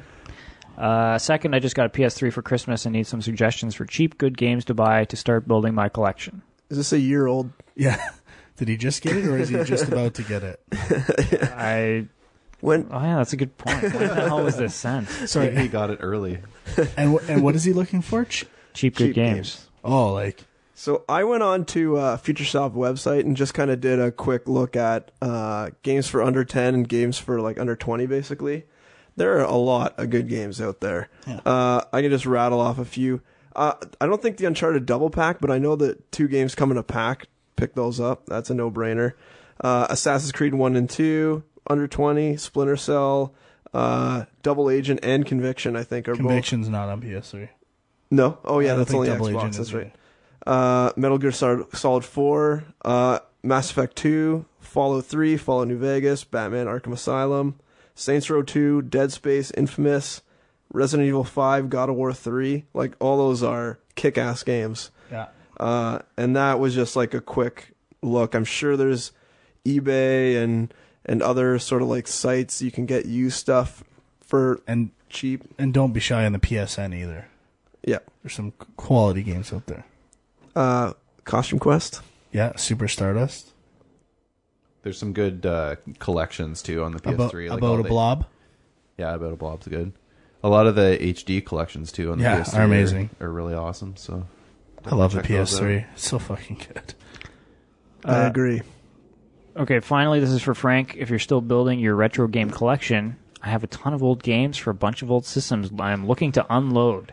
I'm looking to unload right now. Before I go putting them on eBay, I'd rather you have first dibs. Interested? Oh, I'm interested. Talk to me. Contact us somehow. I love you. All right. We'll negotiate some fair price. I'll take a look. We can negotiate something fair, but I appreciate the first dibs. All right. Next up, we got one from James. With Battlefield 3 being released on consoles and PC, and the PC version having larger maps and a higher play count, 64 versus 24, I think that PC as a gaming platform is a much better system overall, but according to some magazines over here in the UK, the PC is losing out to the console masses. Do you guys think that PC gaming is dead? Also, for first-person shooters, mouse and keyboard versus controller. Looking forward to the podcast. Cheers, James. I'm a console guy through and through. I try to get into PC, just can't do it. Don't want to buy a new PC for Battlefield. I don't know. And that's it. Like, PC is definitely losing to console. Like, the magazine was not wrong on that. But I think there is like a little revitalization going on for PC right now. But the main problem is a PC is not plug and play, right? When Crysis 2 comes out, or Battlefield 3, or, you know, Battlefield 4, or Crysis 3 when it comes out, you're going to have to go and buy a new video card, probably new RAM, you know, and the newest, greatest video card is going to cost you probably double what a console costs you, right? So consoles right now are, what, $200? Yeah. Like, dirt cheap, and they're plug and play. You know the game you get is going to work 100%. On a PC, you really, I mean, the odds are good, but you never know if it's going to work 100%. It really Final depends. Fantasy 7. Exactly. Great example. You never know on a PC, which is the problem. And, you know, video cards are coming out, what, every 6 months now? Maybe maybe even earlier than that. So if you actually want to stay cutting edge in a PC, it's going to cost you probably, you know, 25, 30 grand a year if you want to like stay up to date. That's cutting edge. Yeah. Actually, that's probably pretty high. Maybe like 5 grand. Yeah. Yeah, like I used to be big into PC gaming, and I'd upgrade my computer and stuff, and it's like such a waste of money when you can buy a console for $200, and what the hassle of even having to upgrade your computer. Like, I don't feel like the need to ever build a computer again. You know, I used to when I was younger, but it's like it's a pain in the butt. Yeah, switching all the stuff out now. I mean, in the butt. Well, I mean, and I love it, especially with like all the DirectX updates coming through. Like, I remember it was like DirectX 7 forever, and then it was like DirectX 9 forever, and now it's like 9, 10, 11. Like, I'm sure 12 is going to be coming out soon with brand new stuff. Like, they're making such big strides now in the tech that it's, I mean, if Crysis 2, whatever the next 3 comes out, and it uses the next greatest DirectX and your video card doesn't support it, well, you're not going to see the greatest stuff that could be, right? So it's tough. I mean, if you're rich, you probably want to be a PC gamer. But, you know, not a lot of rich people out there that have just money to burn on new video cards every 6 months. Yeah, and you may as well let the console manufacturers subsidize your hardware. Yeah, that's right. Yeah. They usually sell it at a loss when it first comes out, so you're getting good hardware for cheap. Yep. Instead of paying through the nose. I mean, for me, it just all comes down to, like, convenience and comfort, really. Like, I sit at a desk all day. Like, I don't want to come home and sit at a desk all night playing video games. Like, I want to relax on my couch, kick back, whip your dick, whip my dick out, play some Uncharted. So, like, I just, you know, I get why certain people, you know, think PC is better, and yeah, it definitely has its advantages, but not for me. And I mean, the PC's also losing out because consoles games do make more, they sell more, so you rarely see PC exclusives anymore. Yeah. I mean, indie is becoming huge on the PC because it's really easy to develop for. You don't need to pay Sony or Microsoft to develop for it, you know. So you can find a lot of free software out there that does all the stuff you need. So you see a lot of indie games, like Steam is becoming huge, but the games that are becoming huge on Steam are games like, you know, World of Goo, like small games, not, you know, Skyrim. I mean, Skyrim's on Steam, is probably selling really well, but I mean, that's not a typical high seller now on Steam. Yeah. And what do you guys think about first-person shooters? Do you have a preference? I'm just used to controller. I mean, I'll say I prefer mouse and keyboard, but I mean, yeah, you get better precision with it. But I mean, if everybody else is using a controller, I don't have a problem with it. Like, yeah, I'm not that picky either, but I'd say definitely more precise with mouse and keyboard. Yeah, DeRoche? Yeah, I'm controller all the way. I used to do mouse and keyboard, but I'd rather play games on a console. So, fuck yeah. Although PS3 can have mouse and keyboard, can it? No, it can't. No? No, it can't. I know it can keyboard. Yeah. Pretty sure mouse too. Sure. I mean, the other reason why PC gaming is dying is because piracy. Like, it's a lot easier to pirate games for PC than it is for consoles. So. Okay, we got a couple questions from Henrik. He says, first of all, could you explain the differences between first, second, and third-party developers? I think I'm pretty clear on first, but what does the other stuff mean? I really appreciated Sean making Frank explain TCR, by the way. Okay. You got this one prepared? No, but I know what they are. First party is like Sony, Nintendo, Microsoft, actual publishers developing for themselves. So, Mario and Zelda are always produced by Nintendo. That's a first party. Second party, they're first party developers. So whether they split it up into smaller studios or not, they own the studios. It's not contracting work out. Like, these are people that are paid by Nintendo to make their game. Right. And then second party is someone like, Insomniac was. So, Sony doesn't own Insomniac, but they have some deal worked out with Sony where they only develop for Sony.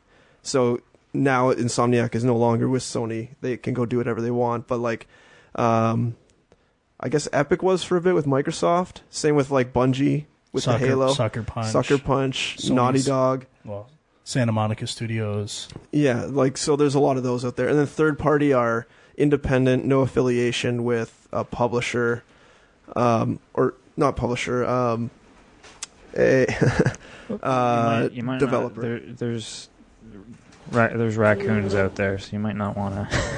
For real? Well, I don't know if they're out right now, but I was going to close the outer one. Anyways, it's over now. So third party is like Silicon Knights was a third party, right? They have no affiliation to any sort of publisher or Is it publisher or is it hardware manufacturer? I think it's publisher. Yeah, no, because first party would... No, it is console. It is console. It would have to be console manufacturer.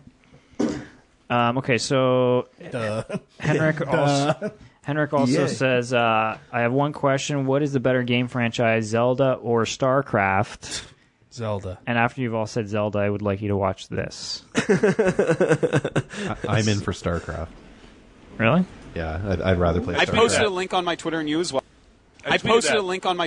well. Artosis and Call Me Taste is there. You can go check that out. Also, and it is Twitter. The finals of G4 TV's quest to see what is the best video game franchise. Is it Legend of Zelda or is it StarCraft? I tweeted this. A lot of people came back to me and said, you know what, I had to vote for Zelda. It's the better thing. Okay. I got to back up for a moment here. Because that is ridiculous, and whoever says that is ridiculous. We have to go win this. Yeah, we got to win this. Let's take a look at this. Is there a whole industry built around Legend of Zelda? Does it have television shows about it? No. Does it have so many pro gamers that play it for a living? No. How much time have you actually spent playing Legend of Zelda? Plus, what, seriously, the 10 hours to beat the game? Did you play Majora's Mask? That automatically excludes it from being the best game series of all time. You could make Legend of Zelda in the map editor for StarCraft. Are you kidding me that people actually are voting for Legend of Zelda? Multiplayer. I mean, the Zelda games are good. Are there pro gamers in Legend of Zelda that get in booths like this? No. They have fireworks at the GSL Finals. Is there a ZSL Finals? The Zelda StarCraft 2 League? No, there's not. Do you know why? That. Because StarCraft is the better game. Go to g4tv.com and vote for StarCraft 2. If you don't, I'm so disappointed in you. You let him down. Don't let Artosis down. But it's such an epic game. I love Legend of Zelda. It's a good game, but it's not better than StarCraft. It's not even got anything on StarCraft. Are you joking me? There's industries built around StarCraft. All right, now. I don't know. Any guy named Artosis who supports StarCraft kind of discludes it for me. These guys are stupid heads. I wouldn't even say by they're the best. I just like Zelda better than StarCraft. Just because there's industries built around World of Warcraft too. By that logic, wouldn't World of Warcraft be the best franchise ever? And wait a second, why are they even comparing those two? They have no real relevance to each other at all. Yeah, it's bullshit. This is stupid. All right, Josie Wells says, I'd be interested to hear some opinions on the recently released list of GBA games for the 3DS. Loving it. Can't wait. It's free. I don't care what it is. I'm excited. Let me just look up real quick what they are. Minish Cap, Metroid Fusion, Super Mario Advance 3, Yoshi's Island, F-Zero, what else? Mario vs. Donkey Kong, WarioWare Inc., Metroid Fusion, Kirby and the Amazing Mirror, Fire Emblem. Fire Emblem. And I think that's it. Hell yeah. I mean, I have probably half of these games, so I don't know. The ones I'm most interested in probably are Yoshi's Island, Wario Land 4, maybe Fire Emblem. I haven't really played any Fire Emblems before, so I might check that out. It's sick. And Mario vs. Donkey Kong, actually. I'm a big fan of that game. Okay, a couple more questions here. Jacob says, Dear GameSpunk, since Sean and his wife just released their Spawn into the world, I thought I'd ask you a question about this subject. When his child is old enough to partake in the gaming media, will he be starting him on the latest console out at the time, or will he start him out on something basic like Sega Mega Drive and work his way up to the PS3 360? This would be a great way to let your child appreciate gaming through the ages and see the progression to what we all play today. And it would also have the added benefit of being a money saver because you won't have to pay $60 for the latest releases. Well, I'm going to be probably paying $60 for the latest releases anyway. But interesting question. I mean, I'd like to try and make him play older games just so I can laugh at what he thinks of them. But I know my buddy's nephews, they're like probably 11, 12 now. And the one night we busted out a Nintendo and Genesis, and they were loving it. Like, yeah? Oh, yeah, for sure. So you'll always be welcome at Uncle Frank's Retro Game Emporium. So we can educate him there. Sounds good to me. What about you? Yeah. You got any thoughts on this? Well, I know like my kids, well, my oldest boy, he will play Kinect stuff. Hasn't really figured out how to use a controller yet. But he plays iPad, right? Yeah, he plays iPad, so he loves Angry Birds. Who doesn't? So Me. I mean, so yeah, like he'll play iPad and then Kinect stuff, but no controller stuff. So I'm sure if I gave him an original Nintendo or something like that, he'd be like, nah, he'd have no idea how it works. I think you'd pick it up pretty quick. Yeah, I think he You'd be probably needs to surprised. just be a little bit older, and then it'll be something that, like, I mean, even on the Xbox, he uses the controller a little bit. Like, we have Dance Central, and he likes to play that, and I've seen it. It's pretty awesome. Yeah, he's pretty amazing. And, so, like, he'll control the menus with the controller instead of using the Kinect gestures, and then he'll dance or whatever. So, I mean, in that sense, it's... Here's an interesting question. Do you think today's kids will grow up never needing to use a controller? Yeah, potentially. I mean, depending on depending on how advanced the Kinect stuff gets, I guess. Do you guys hear about what they're talking about for Kinect 2? Yeah, the lip motion. Lip stuff. reading and stuff? Which lips? Oh my god. All right. You went there. All right, last question. Read my lips. No. All right, I hope I didn't miss any others, but this is the last junk mail for this episode. From Casper, he says, Boom, heads up battle. What's better, the original Crash Bandicoot or Super Mario 64? Both released in 1996, both platforming classics, and I know Frank loves Crash Bandicoot, but does he love the orange guy more than the fat plumber? I remember the diehard game fan that had Mario 64, Crash Bandicoot, and Knights. Those are the three big releases that year. And What was Knights? Knights into Dreams for Sega Saturn, you dumb bastard. Never heard of it. Apparently, Sean needs to come over to Uncle Frank's Retro Game Emporium and Any take Sega in platforms, I probably do. take in a few lessons. But this is not going to be a popular choice. But I think, for me, it's Crash Bandicoot. What? I love the first Crash Bandicoot. Well, they just released the Shenanigans. Crash Bandicoot games for free on PlayStation Plus this month, and I had never played them before. Neither So did I, actually. I started playing the first one, and I was kind of like, what is up with this game? Like, I don't know, maybe it changes, but is the whole game just running forward like that? Like along a set path, basically? Would you play 2 levels? The third level's a side-scroller. Oh, well, then I didn't get to that one. I got to the third level. That's as far as I got. So what, does it like just change up all the time? Yeah, or is it... perspective's changing constantly. Okay, well, then Yeah, from maybe. left to right, Maybe up it's to got down. some It's the potential. most beautiful game. Like, I don't know about that. I really. I mean, I don't know how you can pick Mario 64. That game set the standard for every 3D game. I definitely have an agenda here. Right? Okay. Crash Bandicoot is near and dear to my heart. Maybe deep down I know Mario 64 is a better game, but honestly, I think I've played through Crash Bandicoot more times than I've played through Mario 64. Well, I mean, I'll say that I don't think Mario 64 is a great Mario game. What? How could... Really? You're nutty. It doesn't, like, if I ranked all my favorite Mario games, it would be near the bottom, but I just think that in terms of the bottom is definitely Mario Sunshine. Yes. Oh my god, I actually like that not game. even, like, it's not even close. Well, yeah, I agree with that. But Mario 2 is, Super Mario Brothers 2 is just above that. No way. Mario 2 is amazing. It's shit. Oh god damn. Sean's list is backwards. Anyway, let's fucking finish this shit. DeRoche, what's your take? Well, I'd probably pick Mario. I haven't really played Crash Bandicoot, so I'll have to check it out on PlayStation Plus. It really is a lost gem. Hey, did you re-up your PlayStation Plus and get Jurassic Park for free? No. I didn't know how the whole re-upping works. Neither did I. They added on to the end. I didn't do it, and then like 2 weeks later, my thing expired, and I was like, I called about it actually. They add on to the end of whatever you currently had. Yeah. But apparently it wasn't really going to be worth it anyways. You're probably going to have another deal later on. Like that game wasn't very good. Speaking of Crash Bandicoot being free, a Naughty Dog game. Yep. Anyone notice that Spyro came out this week? An Insomniac game? Yeah. Interesting how they're only releasing those. But I wonder if they're only going to release like second party or first party games. I think so, yeah. Because they own them. They don't have to pay anyone anything. I guess so, yeah. Otherwise, if they did Capcom games, they'd have to give Capcom... Well, they don't own them. Although Capcom did give out their games for free. All the Resident Evils were free. True. Oh, yeah. I forgot about those. All right. Let's wrap this up. So, let's talk about some upcoming releases. Or do you want to... You have a little thing you want to end off on? No, let's... All right, we'll skip it. Let's just send out some Christmas wishes and... So let's talk about what's coming out over the next couple months. Not a lot, actually. So Mario Kart 7's already out. GTA 3 just came out this week for iPhone, iPad, Android, all that.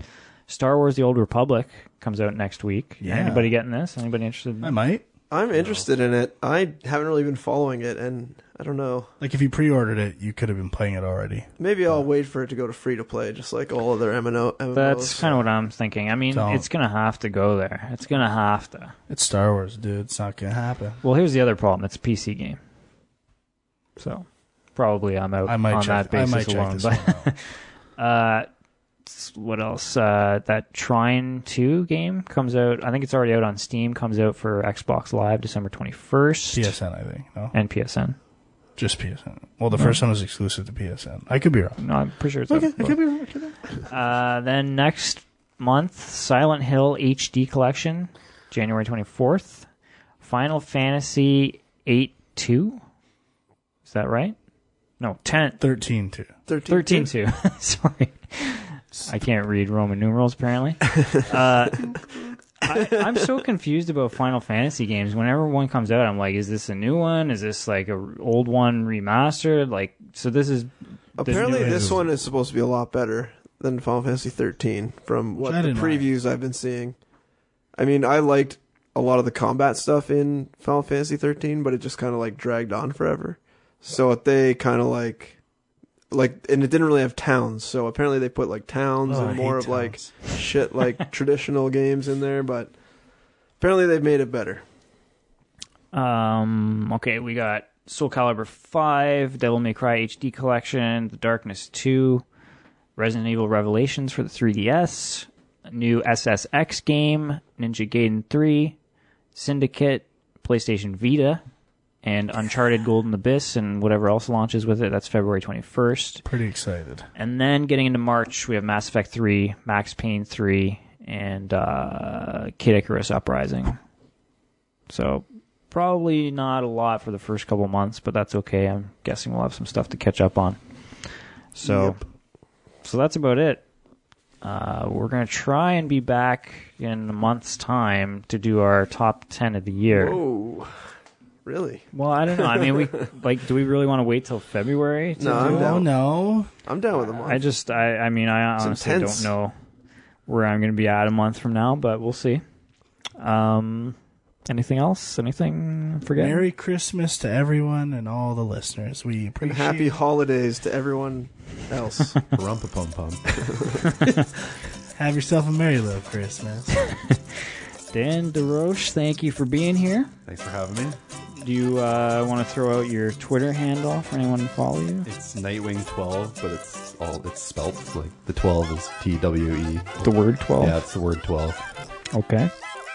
And you can follow us, Dirty Frank with 3 R's and Dirty, My Angry Commute, and Film Junk. And also you can follow the Game Junk Podcast news feed at twitter.com/GameJunkPodcast. So that's about it. Thanks for listening, and we will see you guys